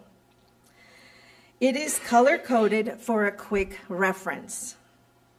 Green is used to denote scores that are within 5% points of the goal.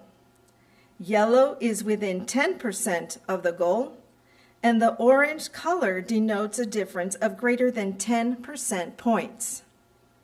Overall, in third grade reading, the district is slightly off track towards achieving its goal for 2021. While we did not meet our board goal, I do want to note that in 2019, 38% is equal to our current quarter 3 in 2021. Let's take a closer look at the graph in the middle of the page.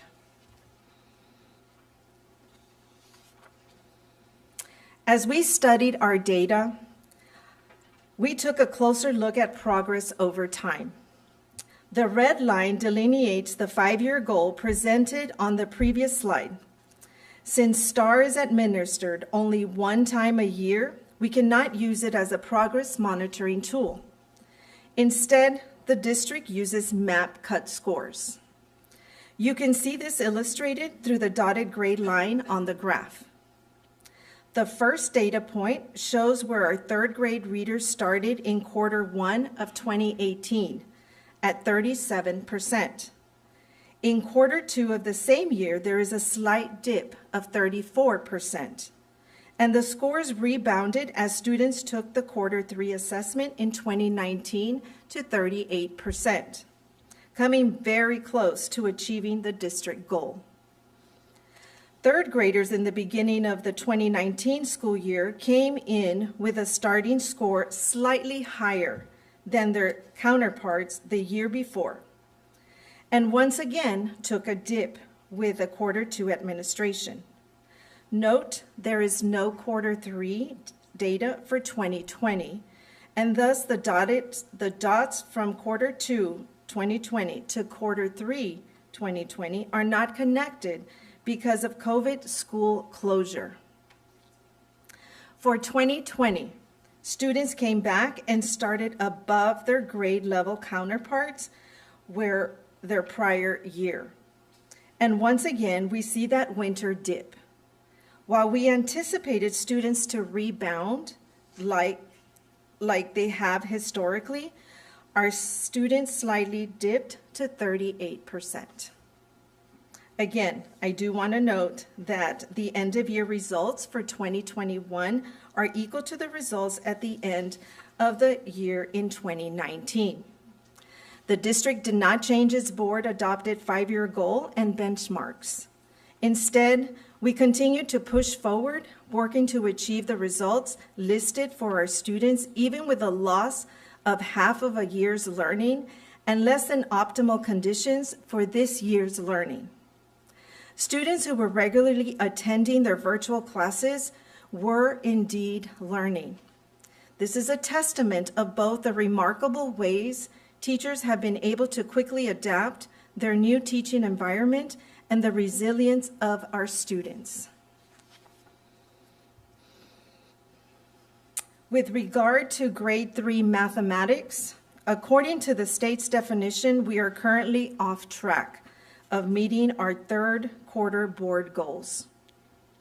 These scores represent the percent of students projected to score at the meets grade level on the grade 3 STAR mathematic test that was administered in May. At the bottom of the slide, you will see our board goals for every subpopulation group for 2021.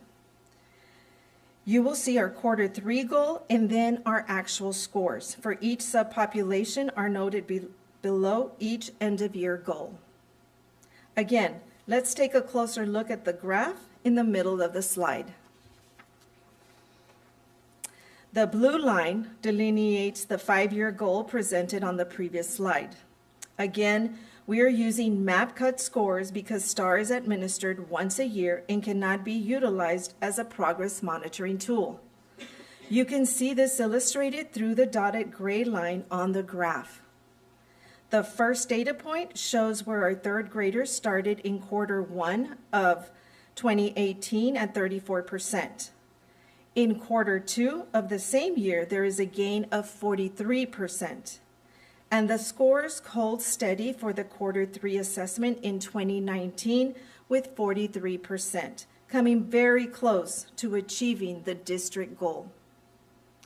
Third graders in the beginning of 2019 school year came in with starting scores slightly higher than their counterparts the year before, then had a 5% increase on their quarter 2 administration with 46% and on track to meeting board goals.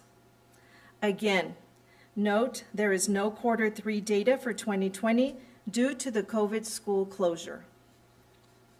As we reported in November of 2020, our quarter 1 scores were much lower than anticipated.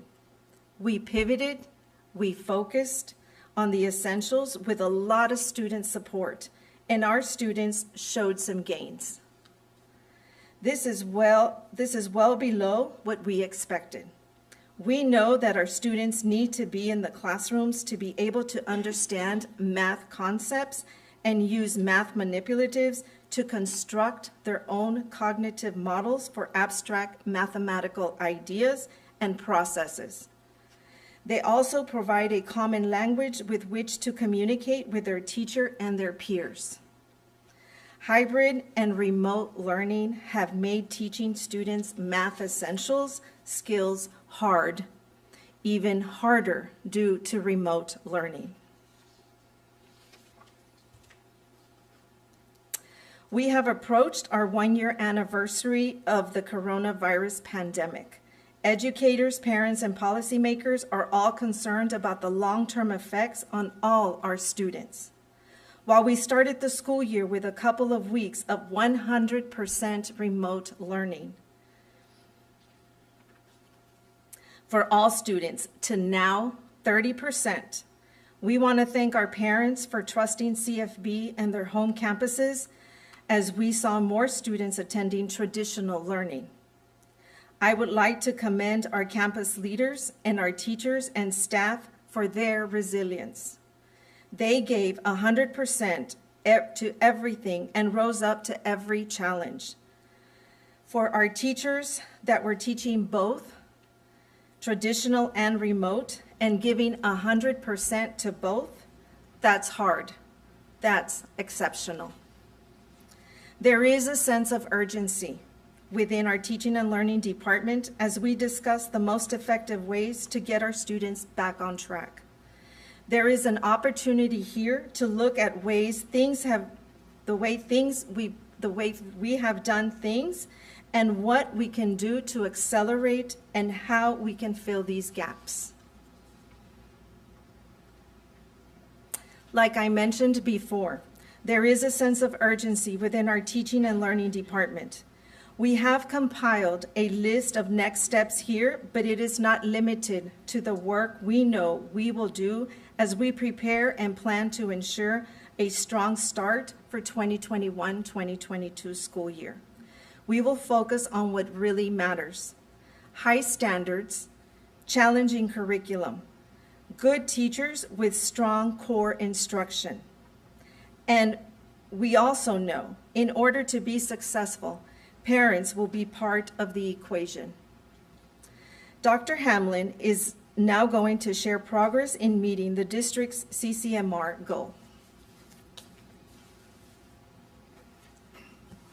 Thank you, Maggie.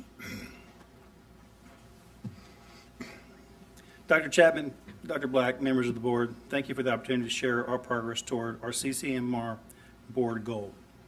You may recognize this slide from the March board meeting. And as a review, our goal is to track all CFB graduates' ability to gain at least one of the college, career, and military readiness indicators. We are looking for a 2% point increase in overall CCMR progress each year through 2024.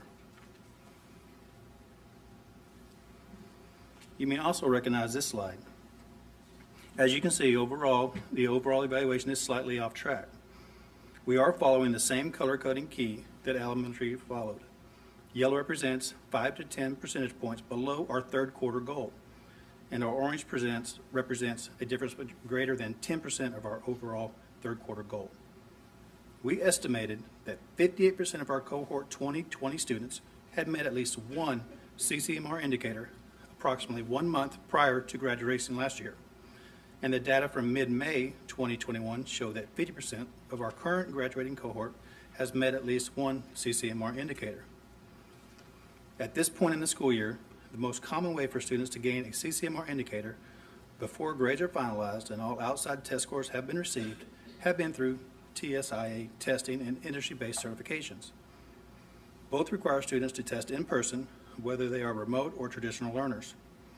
We still have data coming in for our seniors and expect to see our biggest increase in results by the end of the summer when all courses and exams have been finalized. Here you can see a larger view of last year's graduating cohort compared to this year's cohort. The blue line represents the 5-year goal presented on the previous slide. Last year, our students were at 40% during the first quarter and reached 58% in the third quarter. This year, our students started slightly higher at 44% in the first quarter and are currently at 50% in the third quarter. Our students are making progress, and we acknowledge we are not where we want to be at this time. We believe the data we will receive over the summer will place us closer to our original HB3 goal for this school year, which is 73%. Factors that have had an impact on the class of 2020's results include remote learning versus traditional learning, where some students have been reluctant to test on campus, other concerns related to the pandemic such as school attendance and student engagement remotely. One of the biggest factors have been students did not receive the same number of testing opportunities for SAT and TSIA as the previous cohort. With that said, campus administrators, counselors, and CCMR deans continue to work extremely hard to reach students and parents during the spring regarding SAT and TSIA testing opportunities. School staff conducted home visits, created campus call teams. These educators would call students and parents if a student was absent for the test. What we do not see in this graph is our final end-of-year results, which will be available in August. The information provided here shows when CCMR indicators are earned throughout the school year. College prep courses, dual credit grades, on-ramp eligibility, AP and IB exams, associate's degree, some industry-based certifications, and CCMR coding for our students served by special education are earned at the end of the spring semester and require processing time to be finalized, entered, and uploaded into our tracking system. As mentioned on the previous slide, the progress you saw during the third quarter is largely due to the TSIA testing and industry-based certification information we received during the spring. As you can see in the last column, it represents indicators that are typically obtained upon graduation.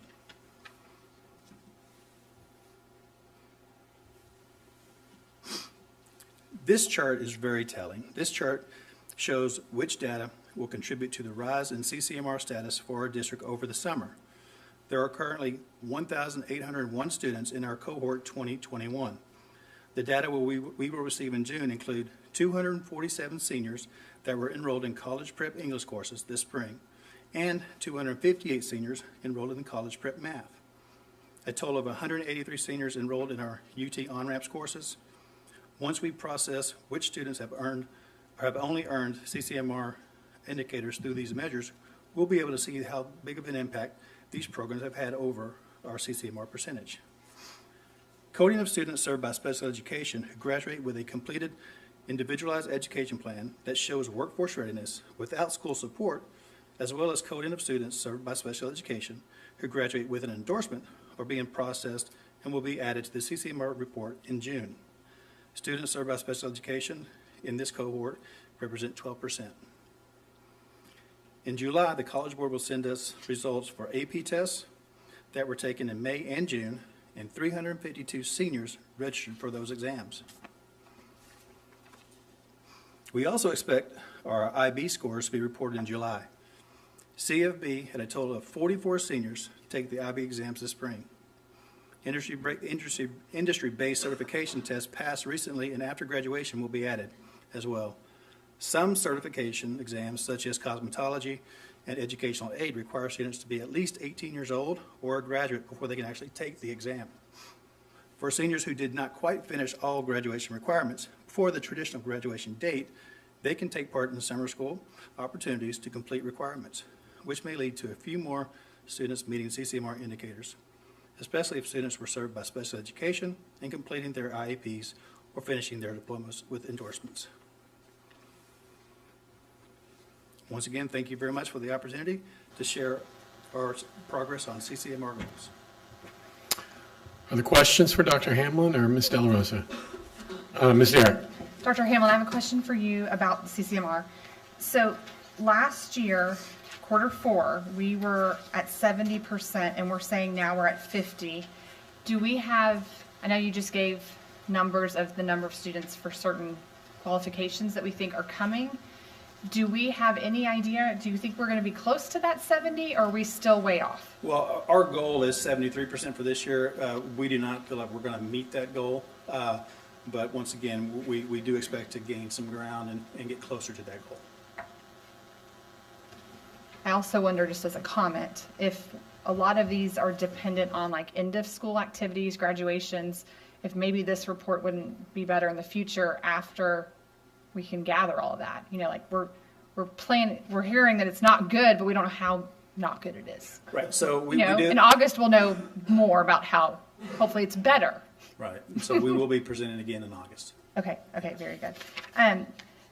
Ms. De La Rosa, just some comments about the board goals and the benchmark. You know, we have set a high benchmark, and I agree. I know you made a comment that we just, as a board, decided not to lower those, and I totally still agree with that, because I think our children are counting on us to get them to where they need to be, and lowering the bar is not getting them where they need to be, so I continue to support that. I'm hopeful that this robust summer school program that we are starting will address a lot of these gaps. And these are hopefully students that were identified that should be attending summer school. So this is another example of, I hope we have improved numbers from MAP data in the fall that shows that our attention in summer school will make a difference. So I definitely look forward to hearing those updates. And we agree with you. Okay. Thank y'all both for all of the data. Mr. Bocek. So is this the data that from these tests, is this what is going to identify the students for the focus on the additional instructions with the ESSER funds? I mean, is this what we're using at the beginning of the school year? So this is part of the data that we will be using, but do know that when we get the final results on STAR in August, we'll also be using that data. Okay. Right? And then when we open up our schools again, there's a lot of beginning of a year testing that we use that data as well to see if students made any growth, as well as the summer school data that we're going to have available. So it is a compilation of all this data to identify where a child is and where are the gaps. Okay. And this is a style statement, but on the charts and the color, I do not support the use of green in a 5% range of our goals. If we wanted a 5% range, I mean, we would have had a range of the goal. If we want to use some kind of heat map on a color or something, but y'all comment, I do not support the use of green if we are not at that number. Okay. Any further comments, questions? Mr. Shackman. Can you give us any sense as to how reliable the data is? I know y'all are working really hard to compile it accurately, but as we know, map testing online, at home, and other things, there's a whole bunch of issues here that may mean this data is as problematic as trying to teach kids in COVID. and how much impact may that be? And will we probably be able to see more reliable data in the coming year? Absolutely. As with the data, with students testing, I know our principals made every effort and our teachers to bring students onto campuses so that they can test on campus where there's supervision around them, right? But I cannot say that every student did that. So with that said, again, it's all, we're looking at all the data. And teachers not only look at this piece as we're looking at data, but we're looking at running records, the conferences. We pretty much know where a child is as we meet with them in small group. Okay. So might it be fair to say it's better to look at this as a trend as opposed to a hard and fast point on the graph? At this point, yes. Yeah. Any further questions? Ms. Hatfield. I just want to echo what Mr. Shackman said because of the remote versus the face-to-face, but then also additionally the indication of the sample size changes and how this is very high level, and I understand that, but really starting to help us understand that even though we're seeing this, what are all the factors that are contributing to that? Absolutely. And how we can expect in the future, or is there a way to split the virtual versus the face-to-face kids and see if the trend is actually separated so that we have some of that evidence? So we did ask that question because we wanted to know that as well. But our system does not let us separate the virtual and the online. It's an online test, whether they took it at home or on campus. We were not able to identify that. Well, I just want to echo that this indication also doesn't represent the hard work that our teachers are doing. Exactly. Because we know how hard everyone's working. And so the more evidence that we can have to really understand the gap in the fall is gonna be really great to help us. Absolutely. Any further questions from the board? I would like to kind of jump in real quick, and if you don't mind, just take 2 seconds to give a shameless plug. She mentioned some of the next steps, and I think it's really important that we know that, one, our robust summer school program this year is really something that we've never done. And to be able to have basically 30% of our students to attend summer school is going to really start that push towards closing the gap that we know that's been created. I also think it's really important to realize and talk about the excitement of having kids come back traditional in August. It's huge. And here comes the shameless plug, and some of you will really love this. Today we held our district-wide DDI TIL training. We had 270 just incredible amount of energy for our educators. We had teachers, we had principals, we had APs, we had our content directors, our content coaches, we had our content specialists, all the chiefs, the associate superintendent, the superintendent. We had everybody there. But just the energy in the room, it was phenomenal for 2 straight days, 16 hours of training on how they can really start closing the gaps and working as a team, just to feel that energy. Our teachers are ready. I mean, our teachers are ready to start working and start closing the gap. This is their first 2 days of summer, and they're already there with us for the past 16 hours. I mean, this has been a long day for us. They were there at 7 o'clock this morning and left at some of them at 5 o'clock this afternoon. So I just want you to know that the work is being done, and it's extremely, extremely exciting. And then the ESSER teachers. We have different plans for elementary, middle, and high, but our principals are working hard to get those positions filled.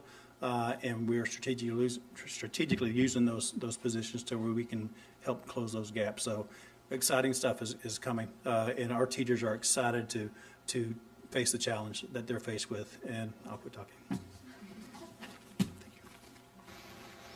Thank you, Dr. Hamlin. Thank you, Ms. Della Rosa. Thank you for the information. So that's going to move us to agenda item 6D. Thanks, everybody, for hanging with us tonight. I know it's a long one. 6D is a discussion about policy CW local naming facilities. So I'm going to turn this over to Dr. Chapman. Yes, sir. Thank you.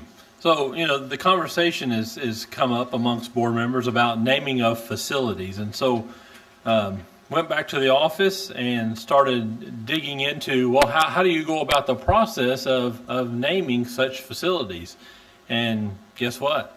We don't have a policy for naming of facilities. We don't have a procedure. We don't have any guidance for me to provide to the Board of Trustees. And so you have in front of you, you have a number of different policies. It's under your yellow that I want you to look at, take some time to study. There's some that are very similar in some of the languages, but there's some that vary greatly. And so we wanted to give you a diverse look at the different policies. What we need to do, this can't happen overnight, but we need you to really study this and put what you think you like the best about some of these policies. Then we'll come back to the table. We'll collect your information. Then we'll involve TASB. We'll involve Brooke, and then they're going to go through their attorney. You'll go through the entire process. At which point, once that happens, we'll have a final policy that will then come to the board that you can then approve, and then we'll start the process on how do you name a facility. So this, again, I just want to be very clear that as you know, we don't develop a policy in a month. It's going to take you some time. It'll take you a few months. And then once we go through the naming, depending on how in-depth you get, committees, etc., how involved the board wants to get, then I'll be able to help and move that through the fall so that then you have the opportunity to name whatever facilities that you would like to for the future. But again, these are really good district examples that I hope that you'll consider. And again, you can go look at any of them online under CW Local, but this gave you some good examples. You even have one district here that has an exhibit, really like the exhibit, and that's your second stapled copy. It provides much more guidance for administration to follow board policy or exhibit under board policy. So please take a look at that. I will be asking you for your feedback in the coming month that we can then start to structure your new CW policy moving forward. Are there questions for Dr. Chapman about policy CW? Yes, Mr. Bacek. So just to confirm, the development of this policy then allows the action? Yes, ma'am. Okay. Yes, ma'am. Okay. It does. But again, just because you're giving me the information, we review it, we get all the feedback, doesn't mean it's an approved policy at that point. It'll still have to come back to the board after being vetted through TASB. Then the board will approve such policy, then the work can begin. This allows you to do that. Right now, we have nothing in place. So, are there any other questions? I'm sorry. Mr. Ramos. So just to confirm that, Dr. Chapman, you want our feedback for the August board meeting? Yes, sir, please, if you don't mind. And I'll be reaching out to you and asking you several things to highlight. And again, if you may find some other policies that you like better, but these are the ones recommended, and there are some variations, but there's also some similarities there too for you to consider. Again, I only gave you one exhibit though. Any other questions from board members? I guess I have a couple of questions, Dr. Chapman, and just for clarification, right now we have no policy CW at all, correct? No, sir. We do have an exhibit, and that's just the plaque. What is the placard that goes on a new building? It'll say the name and the administration and board members. But in terms of naming facilities, naming schools, naming other structures, renaming facilities, there is no policy and there's nothing that says whether it's a board decision, whether it's a superintendent decision, what the mechanism for gathering community input. We all know these decisions can, you know, the way the names we give some of our facilities have, you know, high degree of symbolic importance to the community. And so right now, if I asked you how we would do that, what would the answer be? I just gave you some homework.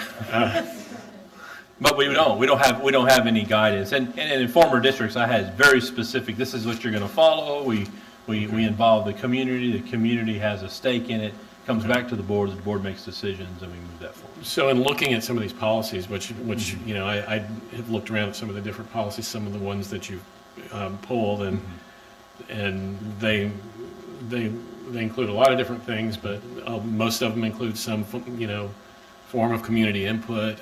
Most of them include some criteria for who or what something can be named after. They make clear the decision-making process, and who's in charge of the decision, and what's the difference between naming and renaming. Yes. So we can look at all that, I think, and come back with some ideas of what we like in those policies and what we may not like. So, okay. Please. So that was, I guess, just a long question and comment kind of embedded together. So, okay. Any other comments or questions about CW? Okay. So we are now going to move to our consent agenda, item number 7. The consent agenda is a mechanism that the board uses to approve a number of routine items together with a single vote. In compliance with the Texas Open Meetings Act, the public notice for this meeting includes the list of all consent agenda items, and the board has been provided ample information about these items in advance. Prior to any action taken on the consent agenda, board members may request withdrawal of individual items for clarification or discussion. Board members, are there any items to be removed from the consent agenda at this time? Ms. Hatfield. I'm sorry, Dr. Chapman. Yes, sir. Can we please remove 7RR? That's the virtual academy.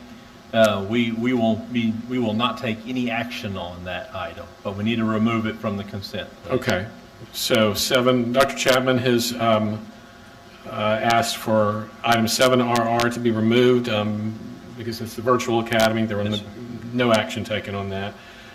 Is there any further request to remove items? Ms. Hatfield. I'd like to pull item SS and TT, Okay. the meeting minutes from 2 prior meetings. Okay. So Ms. Hatfield is requesting that items 7SS and 7TT be removed from the agenda. Let's see. So, if there are no other items to be removed, do I have a motion regarding the consent agenda as amended? Ms. Derrick? Dr. Black, I'd like to move that we approve the consent agenda with the current recommendations for removal. Okay. I have a motion from Ms. Derrick. Do I have a second? I have a second from Mr. Ramos. Is there any discussion? All those in favor, raise your hand. All those opposed?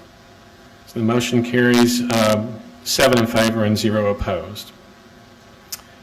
So now we will move to agenda item number 8. And the first thing we will deal with is 8A, which are the items we just pulled from consent. With consent, we have 7RR, or from consent, we have 7RR, 7SS, and 7TT pulled. We will take no action on 7RR. Having been removed from the consent agenda item, the next agenda item is voting on 7SS and 7TT. Okay.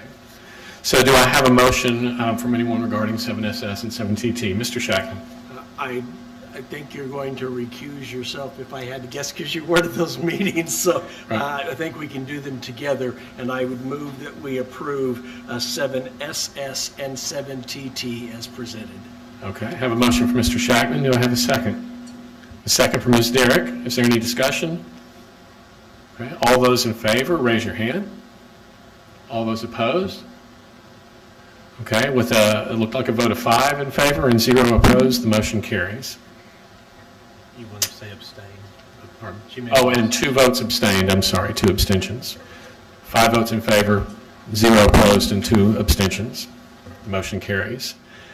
Okay, so now we will move to item B, 8B, consider and approve resolution of the board regarding ESSER 3 and policy CB local, state, and federal revenue sources. So I'll turn this over to Mr. Morsch. Dr. Chapman, Dr. Black, thank you for the opportunity to talk about the resolution for the board regarding ESSER 3 and policy CB local, state, and federal resources. TEA recommends that districts include in policy public notice requirements for federal grants. As a result of this TEA recommendation, TASB provided the resolution you have before you. The resolution states, whereas on April 28, 2021, TEA notified school districts of the opportunity to apply for their allocation of the Elementary and Secondary School Emergency Relief 3, also known as ESSER 3 fund, which should be used to respond to the pandemic and to address student learning loss as a result of COVID-19. Whereas TEA published guidance regarding how these funds can be used and local compliance requirements school districts must follow, including a recommendation that districts develop local board policy to address how the district will provide the required public notice regarding federal grants and awards for consistency. Whereas Texas Education Code 11.151 gives the Board of Trustees the exclusive power and duty to govern and oversee the management of the public schools of the district. And whereas the board finds that a need exists to adjust local policy provisions to address public notice for federal grants and awards and approval of required grant plans. Now, therefore, be it resolved that the Board of Trustees of the Carrollton-Farmers Branch Independent School District adopts the following text for inclusion at CB local, state, and federal revenue sources. The district shall provide public notice of federal grant applications through an information item at a board meeting and by publishing information on the district's website. The district shall make available opportunities for public input as required by law or the granting agency. Approval of required grant and award plans shall be by the superintendent. The change to CB local is effective based on the adoption date of this resolution.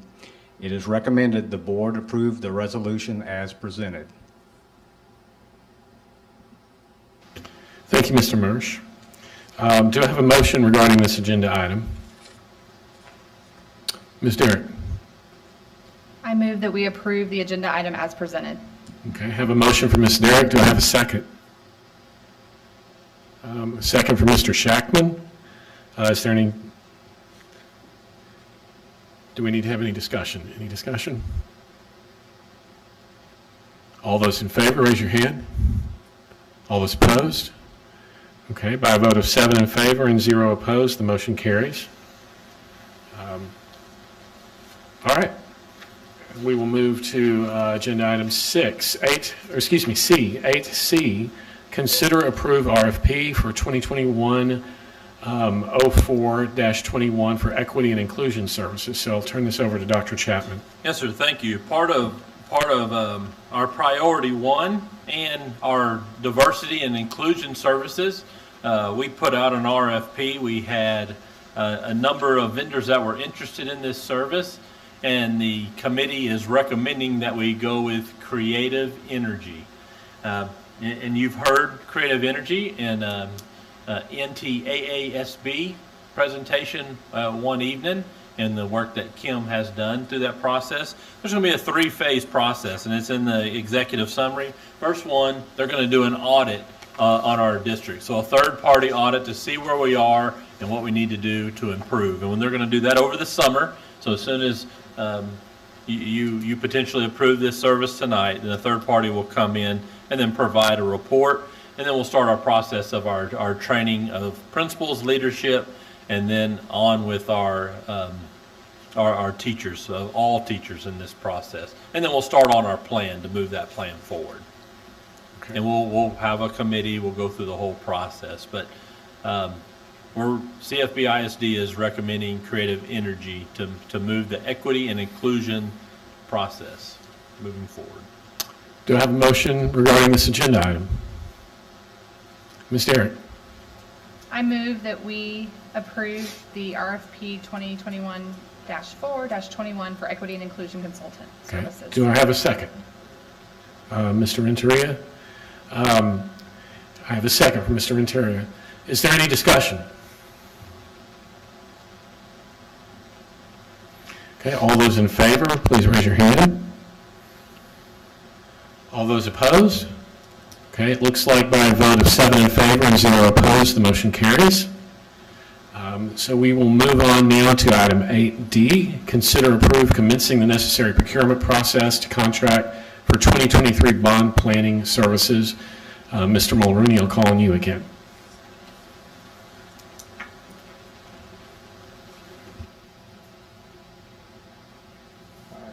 This slide pack's much shorter. Thank you, Dr. Black, members of the board, Dr. Chapman. As we've covered, part of our Collaborative Vision 2030 is to have a capital plan and present that capital plan to the board every 4 years. And as we covered earlier, we are $200 million under contract and moving fast at 15 different sites to get going. So we need to start looking at how do we start adding our long-term range. How do we start planning that? Previously, we presented the tree analogy of a project, and it's available on our website, because please visit that and see all the great work that we're doing. But the roots are that foundation. That was that great work that the CAC did, the Committee of 40, where they set up the 2018 bond. They did those assessments, those capacity studies, all that great work that we've now carried through, and as the result, a number of years later, in the work at Turner and Field and things like that. Well, we've got to keep our eye on that horizon. So we need to set in motion things now so that by 2023, 24, 25, we've got the right plans and the opportunities to keep that tree growing so that we can keep our projects moving along and doing that great work that we're doing. So that's a schedule that I've put out here. We're here now in June of 21. We would like to go to market to look for a firm to help us plan a 2023 bond package. Mr. Bassett has presented the finances. We have some expiring debt coming available in 2023. It fits our capital plan very nicely. We will have completed the majority of our work by August of 2022. New Sheffield will be open, Turner and Field will be complete, Perry would be complete, Smith complete, Creekview, Ranchview complete, as well as 14 elementaries at that point. That's an amount of work coming up all in August of 2022. And you see I put that benchmark right here in this orange field. So tonight I would request that the board grants us permission, and this is quite unique, to ask for permission to go to procurement. This is not typical, but this is a very important item, and I want to make sure that we're all on the same page, we go together. We're going to go look for a firm to help us plan the 2023 bond package. So the schedule that you have before you, we will go and find those folks, interview, scrub the streets, find the right folks to bring back to the table, recommend that in August. The green, we'll start all our data gathering, all our assessments, capacities, demographics. A lot of the work that you're seeing that's coming out of the bond work that we're doing needs to be updated, because we don't want to go back to that work that was done in 2017. We need to build upon that. And then we start packaging and all the community meetings. That's that orange block. Then we present back to the board, and we start getting ready for an election in May of 2023, which sounds like a long way away, and every time I write 23 on something, it seems like no way. But our director of planning reminds me every day it's right around the corner. If we don't get those roots deep, our tree won't grow. So we need a plan now for work that's going to be coming at us in 2024, 25.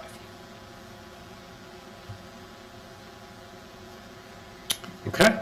Do I have a motion regarding this agenda item? Mr. Butcher? I move move that we approve the commencement of the necessary procurement process to contract with the most qualified firms to provide 2023 bond planning services. Okay, thank you, Ms. Hrbacek. Do I have a second? I have a second from Mr. Ramos. Is there any discussion? Mr. Shackman. Mr. Mulroney, obviously there's not a dollar figure here. How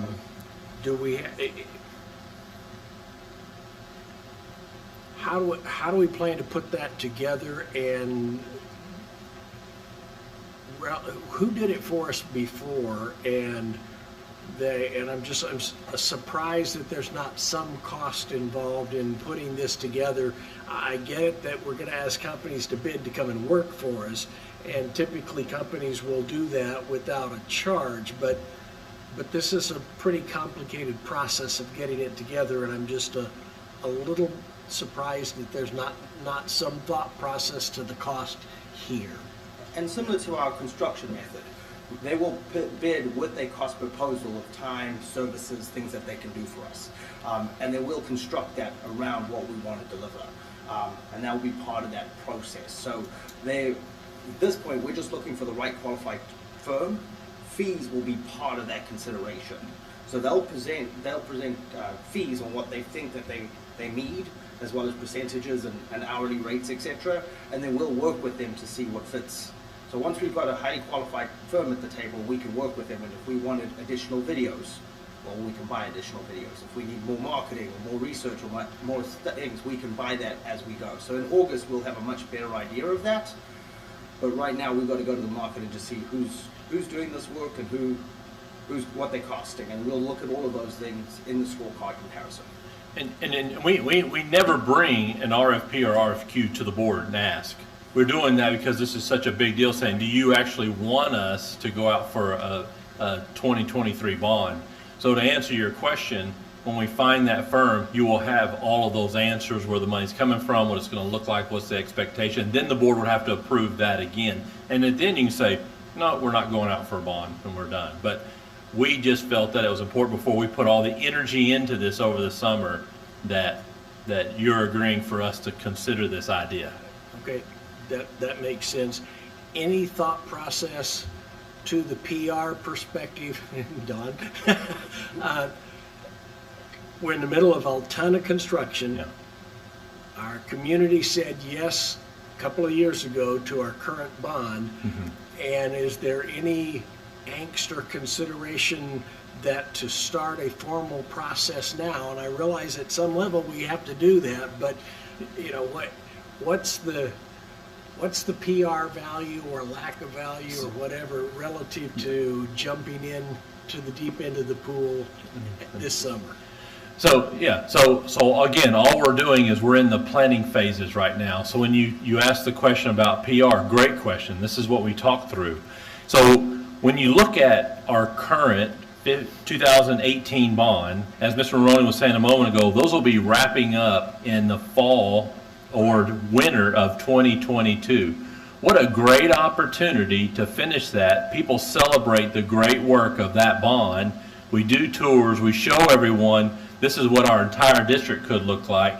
And then we can also show them, I use this all the time, R.L. Turner, where we spent $38 million, we really needed 64 for the grand scheme, and then push that work saying, now we can actually do this? Yes, but then we have to go out for the bond.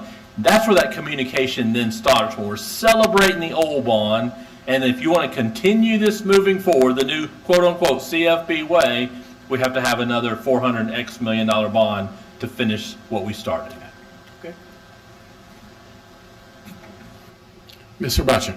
And I would prefer that the planning process on the bond start a lot, or we can't wait between bonds like we did before. And the earlier we start with the process, I'm completely in support of that. It develops time with stakeholders, all of that, and like you said, the timing.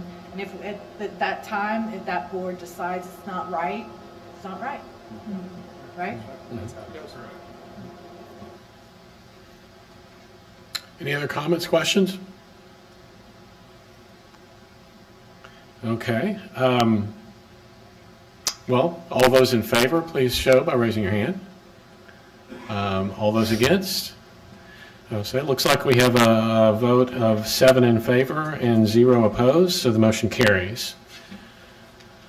All right, that brings us to agenda item 8E, consider approved staff development waiver and amendments to 21-22 academic calendar. I'm going to turn it over to Dr. West.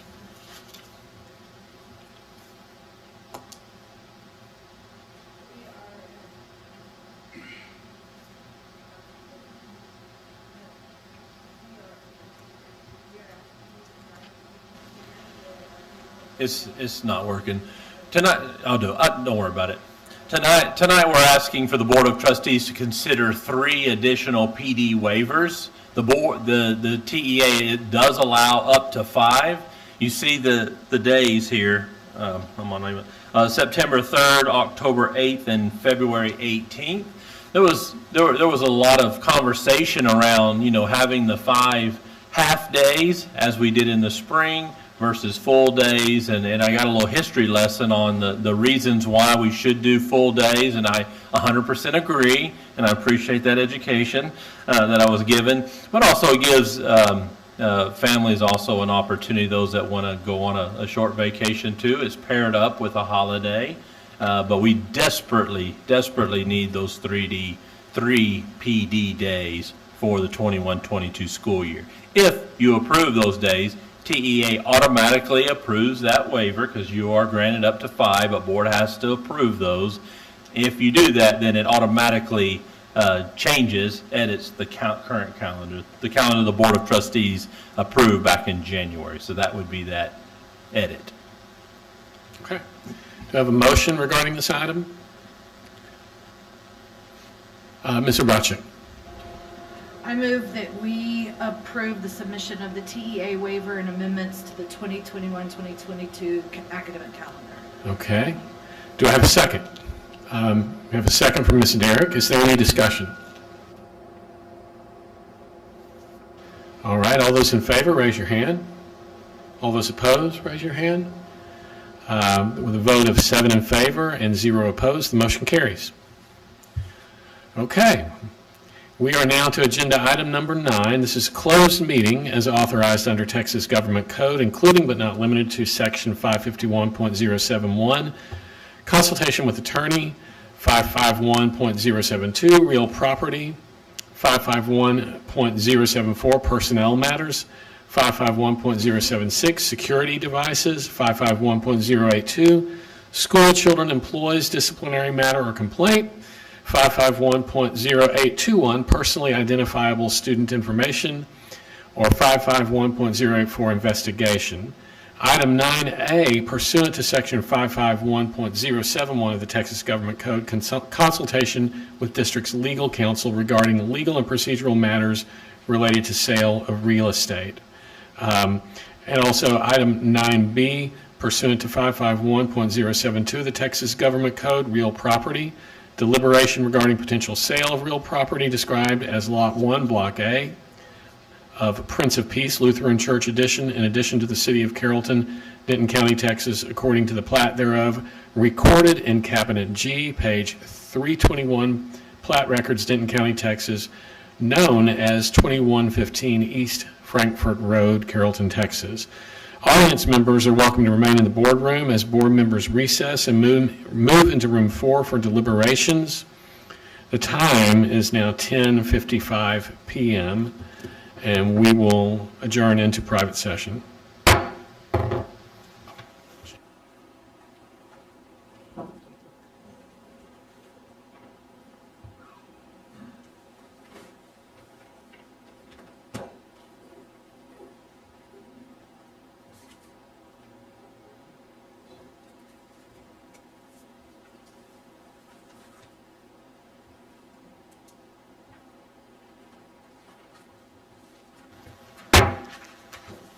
We are back in open session, having returned from closed session. The time is now 11:30 p.m. Item 10A, consider and take possible action regarding the sale of district real property described as Lot 1, Block A of Prince of Peace Lutheran Church Edition, in addition to the City of Carrollton, Denton County, Texas, according to the plat thereof, recorded in Cabinet G, page 321, plat records, Denton County, Texas, known as 2115 East Frankfort Road, Carrollton, Texas 75007. Does any board member have a motion? I have a motion from Ms. Derrick. Dr. Black, I move that the board authorize district administration to publish notice of the district's intent to sell the surface only of the district's real property described as Lot 1, Block A of Prince of Peace Lutheran Church addition, in addition to the city of Carrollton, Denton County, Texas, according to the plat thereof recorded in Cabinet G, page 321, plat records, Denton County, Texas, known as 2115 East Frankfort Road, Carrollton, Texas 75007, pursuant to section 272.001 of the Texas Local Government Code, and to include a restriction and reverter clause that the property shall not be used for the purposes of operating a public or private school, whether primary or secondary, for 25 years from the date of conveyance, to receive and publicly open bids, and to present the bids to the Board of Trustees for action. Okay, I have a motion for Ms. Derrick. Ms. Derrick, do I have a second? I have a second from Mr. Shackman. Is there any discussion? Mr. Ramos. Yes, President Black. So in the essence of fairness to all parties, we think it's in the best interest of the district to put the property back out for public bid. We have a duty to our taxpayers to try to maximize what we can get for this property and to be fair to all parties that have some interest in it. Thank you, Mr. Ramos. Anything further? Okay, all those in favor, raise your hand. All those opposed, raise your hand. With a vote of 7 in favor and 0 opposed, the motion carries. We will now move on to agenda item number 11, comments from board members regarding posted agenda items. Board members, do any of you have comments you wish to make at this time related to the posted agenda?